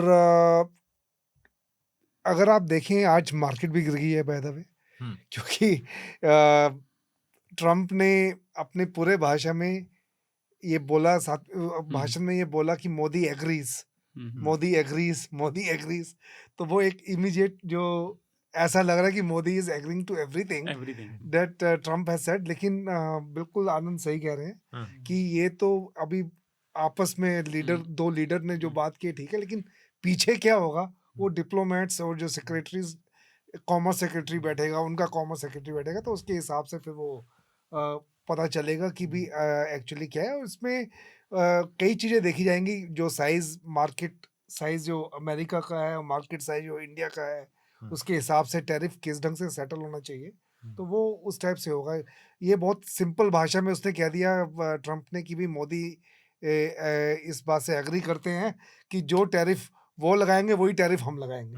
तो सारे देशों के लिए उसी से एकदम से मार्केट आज देखेंगे आप, मार्केट बिल्कुल जो एक्सपेक्ट किया जा रहा था कि मार्केट बढ़ेगी, मार्केट एकदम से नीचे गिर गया। आज सवेरे की मैं बात है, ये जो आपने बात की ना इम्पोर्टेंट मार्केट गिरने के साथ ही, जो आज एक बंगाली बाबू जो हैं मेरे पास, बुजुर्ग आदमी आए और वो पक्के मोदी जी के समर्थक हैं, कलकत्ता से दूर दिल्ली में रहते हैं। तो उन्होंने कहा कि ये आबेल मुझे मार वाली बात की क्या जरूरत थी, ये क्या करने की जरूरत थी, ऐसा कहा। और फिर उसका तुरंत बोले आप मार्केट उठा या चढ़ा? मैंने कहा दादा मुझे मार्केट का पता नहीं। तो मोबाइल पे वो मार्केट का फिर चेक करने लगे। तो सरप्रिया में या तो ये एक तो बात पैसे की है और दूसरा तिजारत की है, व्यापार की है, बिजनेस की है। लेकिन दूसरी बात यह है कि मोदी जी से प्रेस कॉन्फ्रेंस में 2 सवाल कम से कम उनको सामना करना पड़ा, उनको ट्रम्प दोनों को मौजूदगी में। और दोनों ही सवालों को लेकर काफ़ी डिजिटल मीडिया में, काफ़ी सोशल मीडिया में आवाज़ है। पहला तो सवाल उनका था इसी को बात को लेकर, अडानी जी को लेकर, और दूसरा सवाल था जो माइग्रेंट्स हैं उनको लेकर।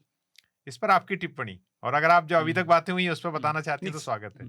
जी, देखिए, बहुत सारे चैलेंजेस हैं अभी भी इंडिया को, उसके उस तरह के भी। ये टैरिफ बढ़ाया है फार्मा पे, टेक्सटाइल्स, आईटी, जो हमारे एक्सपोर्ट सेक्टर्स है उस पे ऑब्वियसली एक चैलेंज आ गया है। और ट्रम्प ने तो अपने बयान में एकदम से अनफेयर भी बोला कि हमारे इंडिया की वजह से हमारा ट्रेड डेफिसिट 100 बिलियन का है और ये बहुत अनफेयर रहा है और पिछली सरकार ने कुछ ठीक भी नहीं किया है, तो अब ये हमें करना पड़ेगा। और आप भी हम पे टैक्स लगाते रहे हैं, हमारी तो कार कहाँ बिक रही थी, आप 70% से उससे भी ऊपर आप लगा रहे थे। हालांकि इस बजट में उनको पता था कि हमारे ऊपर ये आने वाला है, इंडिया को मालूम था, तो बजट में उन्होंने कम कर दिए थे कई सारे टैक्सेस लग्जरी कार्स वगैरह पे और एप्पल फोन या इस तरह की चीजों पे, कि ताकि भाई कुछ पहले ही वो हो पाए। लेकिन मुझे इसमें लग रहा है कि इसके अलावा स्किल्ड और अनस्किल्ड जो लेबर है उसके लिए, जो क्योंकि इमिग्रेशन और इन सब पे बहुत ज्यादा रिस्ट्रिक्शंस लगा दिए हैं, या जो यहाँ पे आउटसोर्सिंग जॉब से आईटी सेक्टर्स में, उस पे ऑब्वियसली बहुत सारे चैलेंजेस है। लेकिन उसपे इंडिया, क्योंकि सोशल मीडिया पे तो लोग बहुत एक तरफा चीजें करते हैं ना, या तो बिल्कुल ही एक तरफ है कि सब कुछ खराब ही हो गया, या इस तरफ से करते हैं कि भाई सब कुछ मोदी जी ने बहुत ही महान काम कर दिया। तो मेरे हिसाब से दोनों चीजें हैं। मतलब फॉरेन पॉलिसी में हमें इसको इसी तरह से देखना चाहिए कि आप जो पिछले कई सालों से इंडिया और यूएस के रिलेशन में बहुत ज्यादा फर्क नहीं आया है। मोदी जी से पहले भी उस तरह से था, अभी भी है और आगे भी ट्रम्प हैं। हालांकि वो बहुत ही इस तरह के इंसान है कि उनका कुछ पता नहीं चलता है कि वो किस टाइम क्या बोल देंगे, बहुत पॉलिटिकली करेक्ट रहने में उनका विश्वास नहीं है। लेकिन फिर भी आगे बहुत सारी अपॉर्चुनिटीज हैं इंडिया के पास अब जो हो रहा है। अब जैसे for example Indo Pacific region में जिस तरह से चाइना का एक इन्फ्लुएंस बढ़ रहा है, और जब पहली ट्रम्प के आने के बाद पहली क्वाड मीटिंग हुई, उसके अंदर यूएस, ऑस्ट्रेलिया, जापान, इंडिया ने बहुत ही एक स्वर में बड़ी इस बात के लिए ओपोज किया है कि भाई अगर आप स्टेटस को चेंज करेंगे इंडिया पैसिफिक रीजन का, और खास की तो ये हम इसको अपोज करते हैं। तो एक तरह से वार्निंग चाइना को दे रहे हैं। अब चाइना को अगर वार्निंग दे रहे हो, चाइना को जिस तरह से साइडलाइन करने की कोशिश होगी ट्रम्प 2.0 में, तो ये इंडिया के लिए बड़ा फायदे की बात है। यूएस अपना प्रोडक्शन बेस बढ़ा रहा है क्योंकि चाइना प्लस वन जो उसकी पॉलिसी है, तो जो वो अपना प्रोडक्शन बेस बढ़ा रहे हैं, तो ऑब्वियसली वो हमारे लिए भी एक अपॉर्चुनिटी है, इंडिया के लिए अपॉर्चुनिटी है, और छोटे छोटे देशों के लिए अपॉर्चुनिटी है। तो जैसे एप्पल ने भी अपना काफी काम यहाँ पे शुरू कर दिया, ऑपरेशन बढ़ाना शुरू कर दिया है। बस सिर्फ असेंबली और वो ही सब नहीं होता है, और भी उसको काम बढ़ेगा। तो मेरे ख्याल से ये भी एक अपॉर्चुनिटी है। और इंडिया के पास ये भी अपॉर्चुनिटी है कि मान लीजिए आप चाइना पे आप भी डिपेंडेंट बहुत रहते हो, आप यूएस पे भी रहते हो, तो आप अपने लिए आप लुक ईस्ट पॉलिसी पे क्यों नहीं काम करते? आप वियतनाम में जाइए, आप और जगह पे जाइए, जहाँ पे आप अपना वहां से उनके साथ ट्रेड आप अच्छा कर सकते हो। तो मेरे ख्याल से वो अपॉर्चुनिटीज भी हैं, लेकिन हाँ, मतलब मैं उसको उस तरह से देखती हूँ। मैं ये उसको सोशल मीडिया के लोगों के उस हिसाब से नहीं देखती हूँ कि ये तो हमारा, इन्होंने सब खराब ही कर दिया, बर्बादी कर दिया। तो ये किसी भी सरकार को ये दोनों तरह से लेके चलना पड़ता है। जो उन्होंने इमिग्रेशन वाले पे जो उन्होंने कहा, बात तो बहुत सदी हुई गई है और बहुत लॉजिकली गई है। अगर नरेंद्र मोदी का बयान देखे कि भाई जो अगर कोई इलीगल है वहां पर, तो इलीगल है, तो आप तो नहीं रह सकते ऑब्वियसली। क्या इंडिया में भी अगर आप इस तरह से सपोर्ट करेंगे, तो क्या आप इंडिया में भी इलीगल माइग्रेंट्स को के लिए वैसे सपोर्ट कर पाएंगे, या वैसे उसके अगेंस्ट स्टैंड ले पाएंगे? तो उन्होंने, मुझे तो लगता है, सदा हुआ बयान ही दिया। हालांकि यहाँ नहीं कभी दिया, और जब वहाँ के लोगों को इमिग्रेंट्स को ऐसे हथकड़ी लगा के भेजा जा रहा था, और लोगों को थोड़ा उसके ऊपर एक फ्यूरर था कि भाई उसको तरीके से भी किया जा सकता था। लेकिन ट्रम्प उसको बिल्कुल एकदम ऐसे दिखा रहे हैं। उनका भी अपने गिमिक हैं अपनी ऑडियंस को दिखाने के लिए।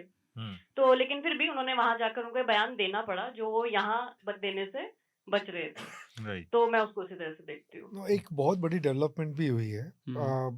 ट्रम्प ने 1 घंटा इससे पुतिन से बात की, 90 और मिनट उसके बाद उसने यूक्रेन से भी बात की है। और इतने उसने बहुत ही 2 टूक बोल दिया है यूक्रेन को कि आपको भूलना पड़ेगा नाटो के साथ अभी फिलहाल, वो आपको आइडिया गिव अप करना पड़ेगा। और दूसरा कि आपकी जो टेरिटरीज ऑलरेडी एक्वायर कर ली है, इसने कैप्चर कर ली है, तो वो वापस नहीं मिलेंगी, इसको करना पड़ेगा। तो नेगोशिएशंस अभी से शुरू हो गए। ये एक इंडिकेशन है कि यूरोप, नाटो, जिसमें यूरोप बड़ा प्रोमिनेंट था यूएस की फॉरेन पॉलिसी में, वो अब नीचे चला गया है। अब एक्टर्स कैसे जो एक बाइपोलर या मल्टीपोलर वर्ल्ड था, अब उसमें सब जगह उथल पुथल हो रही है। रशिया, यूएस का अब कौन से न्यू अलाइज होंगे, तो उसमें इंडिया की एक यूनिक पोजीशन आती है जो लॉन्ग टर्म में मेरे ख्याल से इंडिया कैन बी इन्फ्लुएंशियल, मतलब वो भी हम्म, अपना एक जो मल्टी अलाइन कर रहे हैं, पहले तो नॉन अलाइन कहते थे हम अपने आप को, लेकिन मल्टी अलाइन जो कर रहे हैं, तो उसमें मेरे ख्याल से इंडिया को एक और बड़ी अपॉर्चुनिटी मिली है। Trade and tariff and immigration तो चलता रहेगा, लेकिन उससे भी बड़ी अपॉर्चुनिटी ये है, क्योंकि वहाँ अगर है। चाइना यूएस का फोकस है अब, है, और रशिया नहीं है, और ये दूसरे क्या नाम है, और ये यूक्रेन की रशिया में जिस ढंग से पहल की है ट्रम्प ने, तो मेरे ख्याल से इंडिया के पास एक बहुत बड़ी अपॉर्चुनिटी है। इसमें एक बात ये भी है कि जैसे ट्रम्प के आने के बाद ये भी क्लियर हो गया है, मैं इसको एनर्जी के एस्पेक्ट से देख रहा हूँ, क्लाइमेट चेंज पे उन्होंने जो पोजीशन ली है, उसके बाद सारे जितने ऑयल प्रोड्यूसिंग कंट्रीज हैं, चाहे वो अरब कंट्रीज हों, रशिया बहुत बड़ा ऑयल प्रोड्यूसिंग है, लैगार्ड भी है वो क्लाइमेट एक्शन के मामले में उन देशों में है, वो सब भी इम्बोर्डन महसूस कर रहे हैं। तो चाइना भी सबसे, माफ कीजिए, यूएस भी सबसे ज्यादा कंज्यूम भी करता है ऑयल और गैस को, और प्रोड्यूस भी करता है, और वो कह रहे हैं कि हम और ज्यादा पैदा करेंगे। तो ये मुझे लगता है एक लेवल पर रशिया और चाइना का साथ आना, ऑयल इकोनॉमी को कंट्रोल करना, इस नजर से भी उसको देखा जा सकता है।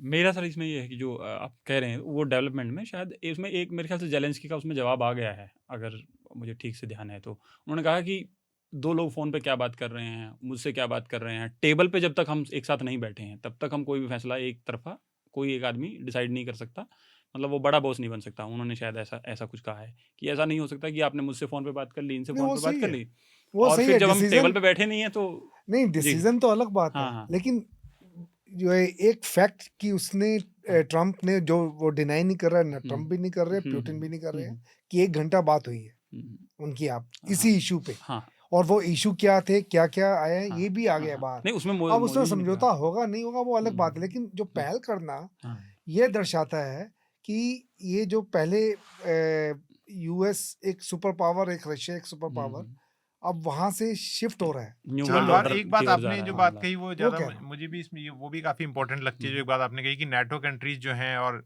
हाँ, जैसे एक्सिस एक था यूएस का और यूरोप को यूरोप कम का, तो यूरोप अब हाँ। कैसे उसको देखेगा, हाँ, और उसमें भारत के सबसे देखेंगे। बड़ा जो एलाई रहा है यूके, हाँ, यूएस का हाँ, हर वॉर में जो है हाँ, साथ रहे हैं यूएस के, है ना, तो वो ये सब चीजें आने वाले जो में इंटरेस्टिंग होगा। पर मुझे अभी भी लगता है, मैं कोई फॉरेन पॉलिसी एक्सपर्ट नहीं हूँ, मुझे अभी भी लगता है कि जितना हाई पिच पे ट्रम्प अभी बात कर रहे हैं, जब उन्हें एक्चुअल डील करना पड़ेगा, अभी उन्हें 1 महीना हाँ, अभी भी टाइम पूरा है, नहीं अभी हुआ है, टाइम है। तो he will have to come to उनको मतलब टर्म्स में आना पड़ेगा बात। मतलब उनका रहा है जैसे नेटो, जो नेटो का एक्सपेंशन है, ये रशिया के लिए एक बहुत बड़ा जो है उसकी एक नाराज़गी जो है वेस्टर्न पावर्स से रही है कि आप हमारे खिलाफ अलाइन हाँ, हो जब रहे हैं। सोवियत संघ का विघटन हुआ तो उसे ये प्रॉमिस किया गया था वेस्टर्न पावर्स द्वारा कि हम नेटो का और विस्तार नहीं करेंगे, तो ये इसे वो एक वादा खिलाफी के तरह पे देखता है कि ये आपने जो है एक विश्वासघात किया है हमसे, और उसकी भौगोलिक संरचना ऐसी है रशिया की कि उसको सुरक्षा में कई आशंकाएं हैं नेटो के विस्तार से लेके, तो उसको जो है जो खासकर क्रीमिया को लेकर जो दिया है कि आपने जो ऑलरेडी जो कंसीड कर चुके हैं आप लैंड रशिया को, जो सर बता रहे थे, तो क्रीमिया मेरे ख्याल से क्रीमिया, और इस वार में डोनेत्स्क पे तो पूरा उनका कब्जा नहीं है लेकिन क्रीमिया पर है,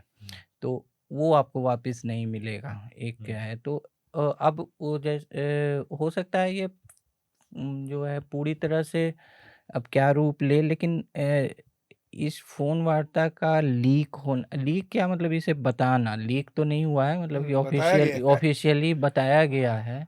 तो उससे एक तो है कि ये सिग्नलिंग ये है कि ट्रम्प सरकार ने अपनी मंशा तो ज़ाहिर की है कि उस पर ये जो है इसको किस तरह से देख रहे हैं। अब उसके आउटकम्स क्या होते हैं वो अलग बात है। सर इसमें इस मुद्दे पे आखिरी सवाल एक आप सबसे पूछना, और सरप्रिया से मैं शुरू करता हूँ, वो ये कि ये पूरी वार्ता के बाद लोगों में जो एक एप्रीहेंशन है यूएस में, अभी कुछ कॉन्क्रीट नहीं हुआ है, लेकिन फिर भी कि वीज़ा पॉलिसी क्या होगी, हमारा फ्यूचर वहाँ क्या होगा, और जैसे ट्रेड की हम बात कर रहे हैं, तो अगर सर्विस सेक्टर है या ह्यूमन रिसोर्स है, तो वो तो इंडिया ही यूएस को बहुत स्किल्ड और मतलब इस लेवल पर सस्ता और लेबर वो भी यहीं से दे है। सकता है। जी। तो सर्वप्रिया, इसको लेकर क्या कहेंगे आप कि अभी जो भारत का जो युवा है, जो वहां पर बड़ी संख्या में जो वहां जाता है, लगातार रहता है, फिर उनके बच्चे भी अमेरिकन पासपोर्ट होल्डर हो जाते हैं जितने भी हैं, तो इसको लेकर क्या दिमाग में है युवाओं के? जी, मुझे तो लग रहा है कि ये बेसिकली अभी रहेगा, मतलब वहां पर जो ट्रम्प जिस तरह की पॉलिसीज बना रहे हैं, और वो क्यों, क्योंकि इकोनॉमी पूरे वर्ल्ड में ही जिस तरह से सफर कर रही है और जिस तरह का एक संकट का समय हम सबके सामने है इकोनॉमी को लेके भी, आप मतलब आप सोचिए कि इतना ज्यादा वहां पर जो ट्रेड डेफिसिट हो गया, और ट्रेड डेफिसिट से बहुत सारी जॉब्स भी तो चले जाती है ना। आप लोग सस्ते के लिए, आप जब इंडिया से लोगों को हायर करते हैं क्योंकि यहाँ पे सस्ता श्रम है, या आप आईटी के लोगों को वो करते हैं, हायर करते हैं ऑपरेशंस को, या स्किल्ड अनस्किल्ड लेबर को करते हैं, तो उसकी वजह से वहां पे जो जॉब लॉसेस हैं, तो उसी को तो उसी जो गुस्से को ही तो ट्रम्प ने वो किया है, उसको एड्रेस किया है। तो मेरे ख्याल से तो ये रहने वाला है, और यहाँ पे भी फिर जाहिर सी बात है कि लोगों को ये समझ आ जाना चाहिए जल्दी ही कि अब ये जो जॉब वॉर है ये सिर्फ वहाँ वहाँ नहीं, यहाँ पर भी है। जो लोग वहां से वापस आए हैं, या उनको जहाँ वीजा नहीं मिलेगा, वापस उनको यहीं पर वापस आकर अपना काम करना पड़ेगा, तो यहाँ पे आके जॉब मांगेंगे, तो आपको यहाँ पे जॉब देना पड़ेगा। तो ये एक्चुअली जो पूरे वर्ल्ड में जो इस तरह का एक इकोनॉमी को लेके प्रॉब्लम है ना, तो वो अब धीरे धीरे सब जगह नजर आएगा, और अब उस पे ट्रम्प ने उसी को ही वो एड्रेस कर रहे हैं मेरे ख्याल से। आपका सर क्विक कमेंट ऑन? हाँ, दो टाइप के जो इंडियंस इस समय यूएस में हैं, उनको उनको चिंता होगी। एक तो इलीगली जो गए हैं, वो तो होगी, ठीक है? वो एप्रीहेंशन उनको होगा कि कब कब हमको हमारी बारी कब आएगी जाने की, ठीक है? दूसरा है जो जिनके पास H-1B वीज़ा है और उनकी नौकरी चली गई है, उनको 2 महीने के अंदर नौकरी लेनी होती है दोबारा से, नहीं तो आपको वापस जाना होता है। वापस जाना। H-1B वीज़ा को आप होल्ड करके रखिए, हाँ। जब आपको जॉब मिलेगी आप फिर हाँ, वापस तभी, आ हाँ, सकते मतलब हैं। यू कांट हैव हाँ। H-1B वीजा है और बिना काम करते हुए नहीं रह सकते बिना आप। काम करते हुए आप वहाँ पे नहीं रह नहीं रह सकते हैं। तो वो लोग क्या करते हैं, वो छोटी-मोटी यूनिवर्सिटी में ना एडमिशन ले लेते हैं, या फिर वो ये भी करते हैं कि वहाँ पे जो थर्ड पार्टी किसी के यहाँ पे कोई थर्ड पार्टी होते हैं, उनको दिखाते हैं कि ये एम्प्लॉयड है, और वो उल्टा पैसा कमाने के चक्कर में उनको पैसा दे रहे होते हैं। Sponsor okay. जो हाँ, वाला मामला। नहीं, वो थर्ड पार्टी कहते हैं, हाँ, वो वहाँ पे काफ़ी हैं। तो वहाँ भी इस चलता टाइप है ये सब, है? तो वहाँ ये सब चलता है। मुझे पता है क्योंकि मेरा बेटा वहाँ पे था, अच्छा, तो आई वो नो। बताते होंगे आपको। हाँ, वो तो आ गया था, वो हाँ, तो H-1B वीज़ा उसके पास है, ठीक। तो वो तो आ गया था, लेकिन हमने कहा तो we आपको have to लगता है कि follow। लोग ये तिकड़ में करेंगे हाँ, वहाँ पे? करेंगे। हाँ। ये करें, ये तिकड़मबाजी चलती है वहाँ पे, तो उन लोगों को चिंता रहेगी, हमेशा बनी रहेगी कि भाई कब और इस उनकी तरह से बारी आएगी। यूएस में कंपनियां, उनका थोड़ा शोषण भी हो सकता है अगर हाँ, मे वो बी तो- वो तो पॉसिबिलिटी। सर, इस पर आपकी टिप्पणी? नहीं, एक है कि संशय के लिए 4 साल भी काफ़ी हैं। हाँ। तो और एक है कि हमने बाइडेन के जीत पे जो आप उस समय जो प्रतिक्रियाएं देखेंगी, तो वर्डिक्ट का ओवर रीडिंग था। ओवर रीडिंग इन सेंस कि अब ये हो गया है, अब ये सूर्य उदय हो गया है, अब ये हो गया है, और वो 4 साल का उसका सेल्फ लाइफ था। इसका मान लीजिए 4 साल ही सेल्फ लाइफ है, इलेक्शंस हाँ। फिर होंगे, लेकिन मेरे ख्याल से जो अनिश्चितता और संशय में रहने के लिए 1 महीना भी काफ़ी होता हाँ, है। इनके तो 4 महीने जो हैं वही। मतलब आदमी में एक जो है तरफ होती है कि जल्दी से खराब ही हाँ। स्थिति में जाओ, लेकिन अनिश्चितता से अनिश्चय निकल, खत्म हो। हाँ। अनसर्टेनिटी खत्म हो। इसलिए हम्म। अब हम ये इस जीत से क्या क्या होगा, मेरे ख्याल से क्या होता है कि डेमोक्रेटिक पॉलिटिक्स में वो इनका बहुत एक्सट्रीम भी मेजर्स हो तो वो एक मॉडरेटिंग इन्फ्लुएंस होता है। कुछ समय बाद जो है जो एक्सट्रीम मेजर्स हैं वो खुद मॉडरेट हो जाएंगे। इनका पॉलिटिक्स वही रहेगा मेरे ख्याल से ऐसा, लेकिन कुछ मॉडरेटिंग इन्फ्लुएंस आ जाता है। लेकिन जो संशय की स्थिति है वो 4 साल तक रहेगी। इसमें कई लोग वापस आ चुके हैं, कई लोग आएंगे, और लेकिन मेरा यही कहना है कि हम किसी भी मतलब खासकर यूएस में किसी रेजीम को ओवर रीड नहीं ओवर करें, रीड नहीं कर सकते। क्योंकि उसका सेल्फ लाइफ बहुत कम होता है, वो डेमोक्रेट हो या हाँ, रिपब्लिकन हो। ठीक। तो और जहाँ टू पार्टी सिस्टम है, हाँ। वहाँ किसी भी पॉलिटिक्स का जो है लाइफ जो है वो बहुत शॉर्ट हो सकता है, राइट। वो डेमोक्रेट पॉलिटिक्स हो या रिपब्लिकन पॉलिटिक्स हो। जी आनंद, जी विकास, आखिर में आपके राज्य सर, हरियाणा इस- को मध्य में रखते हुए इस पर आपकी त्वरित टिप्पणी। हाँ, हालांकि आज आप हरियाणा कह से रहे थे कि हरियाणा से आज भी आज का- हम 2 लोग हैं हरियाणा वाले, ऐसा हाँ, लग आज रहा है हरियाणा कि का आने बहुमत से- है। हाँ, मैं ये पहले कह आपके रहा था आने से पहले ये कह रहे थे आज हमारा बहुमत है, बहुमत है। मुझे पता लगा सरप्राइज है, तो मैंने कहा लगा कि आज हरियाणा चुनाव का ही नहीं हो बहुमत रहा है तो सर। बहुमत की क्या जरूरत है। हाँ, बताइए। तो कह हाँ, हरियाणा से भी काफी लोग तो आए हैं अमेरिका से इलीगल तौर पे, जो गए हुए हैं। नहीं, मेरे जिले से भी आए हैं, कैथल जिले से भी कुछ लोग हैं। और मतलब इस पूरे मामले को सर मैं ऐसे देखता हूँ कि जो अभी के लिए ट्रम्प जो कर रहे हैं, वो शायद वो पोजीशन सेट कर रहे हैं और नेगोशिएशन टेबल सेट कर रहे हैं अपने लिए, कि आपके पास जाएंगे तो आपसे कितना जो है लेन देन की बातचीत करें, दूसरे के पास जाएंगे, और उसके लिए वो थिएट्रिक्स जो है वो थोड़ा बड़ा कर रहे हैं मीडिया के सामने कि ये होगा तो हम ये कर देंगे, ये होगा तो हम ये कर देंगे। अल्टीमेटली एकदम से आप ऐसा नहीं कर सकते शायद, मुझे जो लगता है। और जहाँ तक मोदी जी वाला मामला है, 1 दिन का दौरा था, बहुत संक्षिप्त सा, और मुझे लगता है कि ये इसलिए गए थे कि जो पिछले दिनों बहुत सारी कंट्रोवर्सी हो रही थी कि इनको बुलाया नहीं गया और बाकी चीज़ें नहीं हुई, तो उसको शायद कवर अप करने के लिए गए थे, लेकिन वहाँ और चीज़ें उन्होंने 2 बार प्रेस कॉन्फ्रेंस में बिठा दिया ट्रम्प ने, तो वो एक उनके लिए और बड़ी चीज़ हो गई मोदी जी के लिए। तो आप सबसे मैं रिकमेंडेशन इस हफ्ते की लूँ, उससे पहले मुझे एक बात याद आ रही है, आखिर में अपनी बात भी रखनी जरूरी है। वो ये कि थॉमस फ्रीडमैन ने जो किताब लिखी थी फर्स्ट डिकेड में इस साल, द वर्ल्ड इज फ्लैट, तो वर्ल्ड इज फ्लैट में एक जगह थॉमस फ्रीडमैन लिखते हैं, और कई चैप्टर्स उन्होंने उसमें जो डिवाइड किए हैं, उसमें किसी चैप्टर में ये जवाब था कि कैसे भारत के बच्चे बड़ी मेहनत करते हैं, सुबह 4 बजे उठते हैं, उनके माँ बाप उनको चाय या कॉफ़ी का एक प्याला देते हैं, और फिर वो IIT और इनकी तैयारी कर रहे हैं इस तरह के कंपटीशन की। तो कहते हैं कि अब अमेरिका में लोग जो हैं, पहले कहते थे अपने बच्चों से कि ब्रेकफास्ट करो, क्योंकि चीन और भारत में लोग भूखे हैं, they are dying of hunger, लेकिन अब वो ये कहते हैं कि बेटा अपना होमवर्क करो, क्योंकि चीन और भारत के बच्चे आपकी नौकरियां खाने के लिए भूखे हैं। ठीक है, तो अब मुझे लगता है उसकी परिणति अब हो गई है, और ट्रम्प ने वो चीज़ को भुनाया भी है, और इसको वो मेजर्स भी ले रहे हैं। तो मैं सर्वप्रिया से शुरू करूंगा अपनी गेस्ट से कि आज की आपकी क्या रिकमेंडेशन है हमारे। रिकमेंडेशन, मैं तो जो आजकल वेब सीरीज देख रही हूँ वो है पेरेंटहुड, जबकि मैं पेरेंट नहीं हूँ, लेकिन फिर भी मुझे वो बहुत पसंद आ रही है और बहुत ही हल्की फुल्की सी है, लेकिन actually it's a very feel good.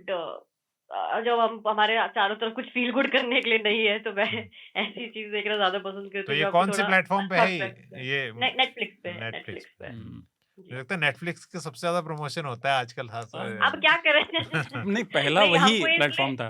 हमको ये लगता है कि खरीदे तो हमने और भी सब्सक्राइब किए हुए और भी सारे चैनल, पर जी, जी। ये सबसे ज्यादा इसका है, तो मुझे लगता है इसी को ज्यादा नहीं छोड़ो, क्योंकि इसका ज्यादा पैसा बचता है हम नेटफ्लिक्स का, इसी वजह से। सही लेकिन आप देखिएगा, आप तो पेरेंट हैं, आप पेरेंटहुड देखिए। अरे मेरे पेरेंट, मेरे बच्चे, जो मेरे पास नेटफ्लिक्स का जो कनेक्शन है उस पे केवल एक ही व्यक्ति एक बार में देख सकता है, क्या 2? और मेरे नहीं, 2 तो होगा सर, कम से हाँ, कम 2 हैं, जो भी है मतलब, लेकिन मुझे सही मायनों में वक्त ही नहीं मिलता इन सब चीजों के लिए। चलिए Anyway, मैं प्रमोट करता हूँ ऐसा OTT प्लेटफॉर्म जिसपे मोस्टली खराब फिल्में आती हैं, ऑल्ट वाला लेकिन एक खराब अच्छी से आज का जो कंट्रोवर्सी चल रही है, खराब से 2 है, लो इन क्वालिटी और इंडिसेंट। खराब से क्या मतलब खराब माने परिभाषा उल जलूल, ये हाँ। Z5 में खासकर अच्छा कंटेंट नहीं है, लेकिन मेरे एक ख्याल अच्छी पिक्चर आई है मिसेज करके एक अच्छी पिक्चर आई है, वो मेरे ख्याल से केरला में जो मूवी बनी थी उसकी नकल है शायद, रीमेक है।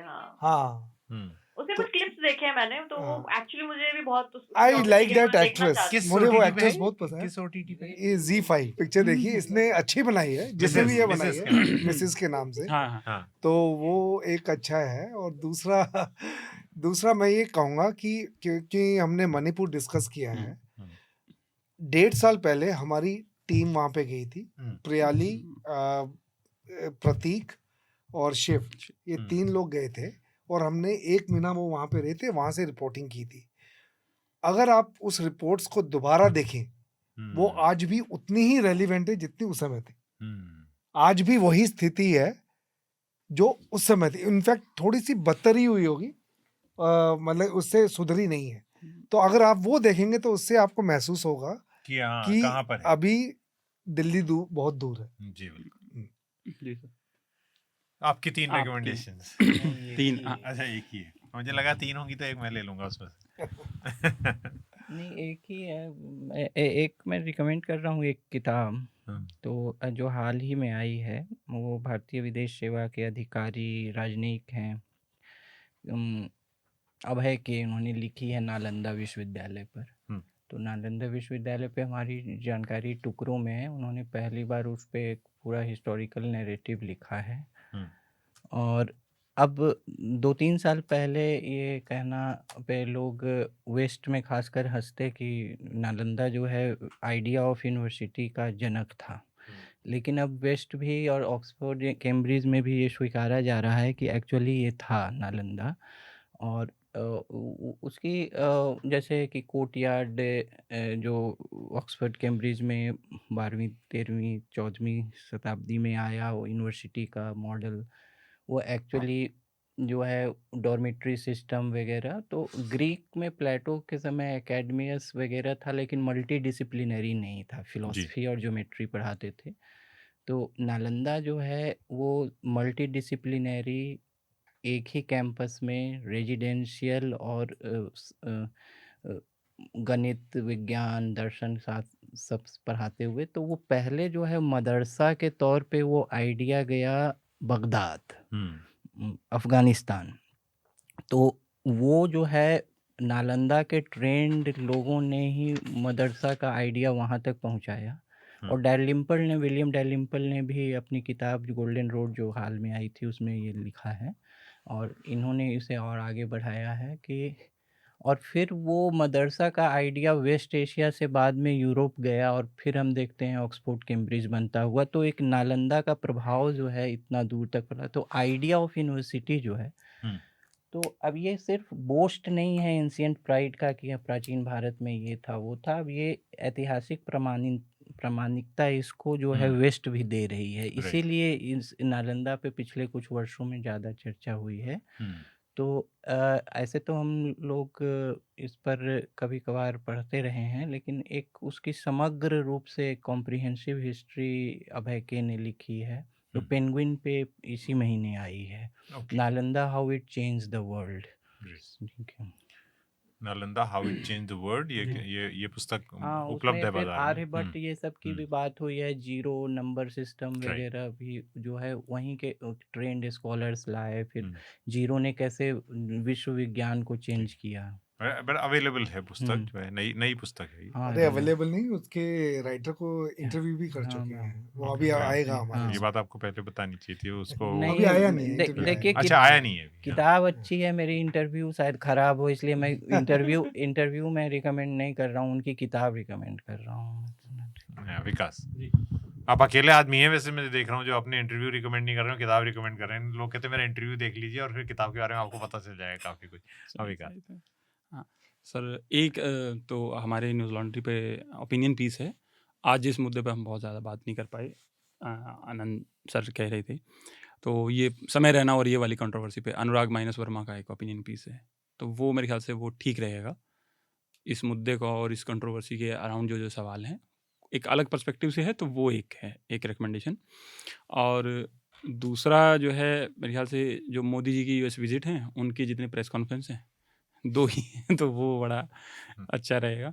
और एक सर जो आपने बताया था G5 वाला, तो मुल्क फिल्म उसी पे है, बहुत अच्छी है, अनुभव सिन्हा की, तो उस पे खराब कंटेंट नहीं आता, मतलब मोस्टली तो खराब नहीं आता। मोस्टली हाँ, वो मास कंटेंट बनाता है, तो उस तरीके साल से में एक बार देखते हैं कभी। तो मुझे वो ध्यान आ गया, G5 से ध्यान आ गया, मुल्क फिल्म उसी का पैसा लेते हैं, वो बड़ी अच्छी फिल्म।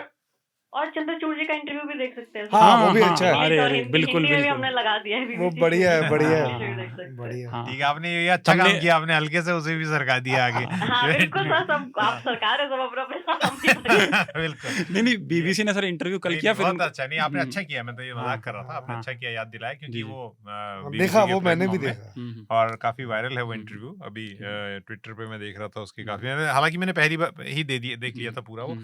तो इतनी सारी रिकमेंडेशन के बाद मैं रिकमेंडेशन ना भी दूं तो भी चलेगा, लेकिन फिर थोड़ा सा बताना जरूरी है। सब रिकमेंडेशन का समर्थन कर दीजिए। मैं सारे रिकमेंडेशन का समर्थन करते हुए हम्म। कहता हूँ कि न्यूज़ लॉन्ड्री को देखिए।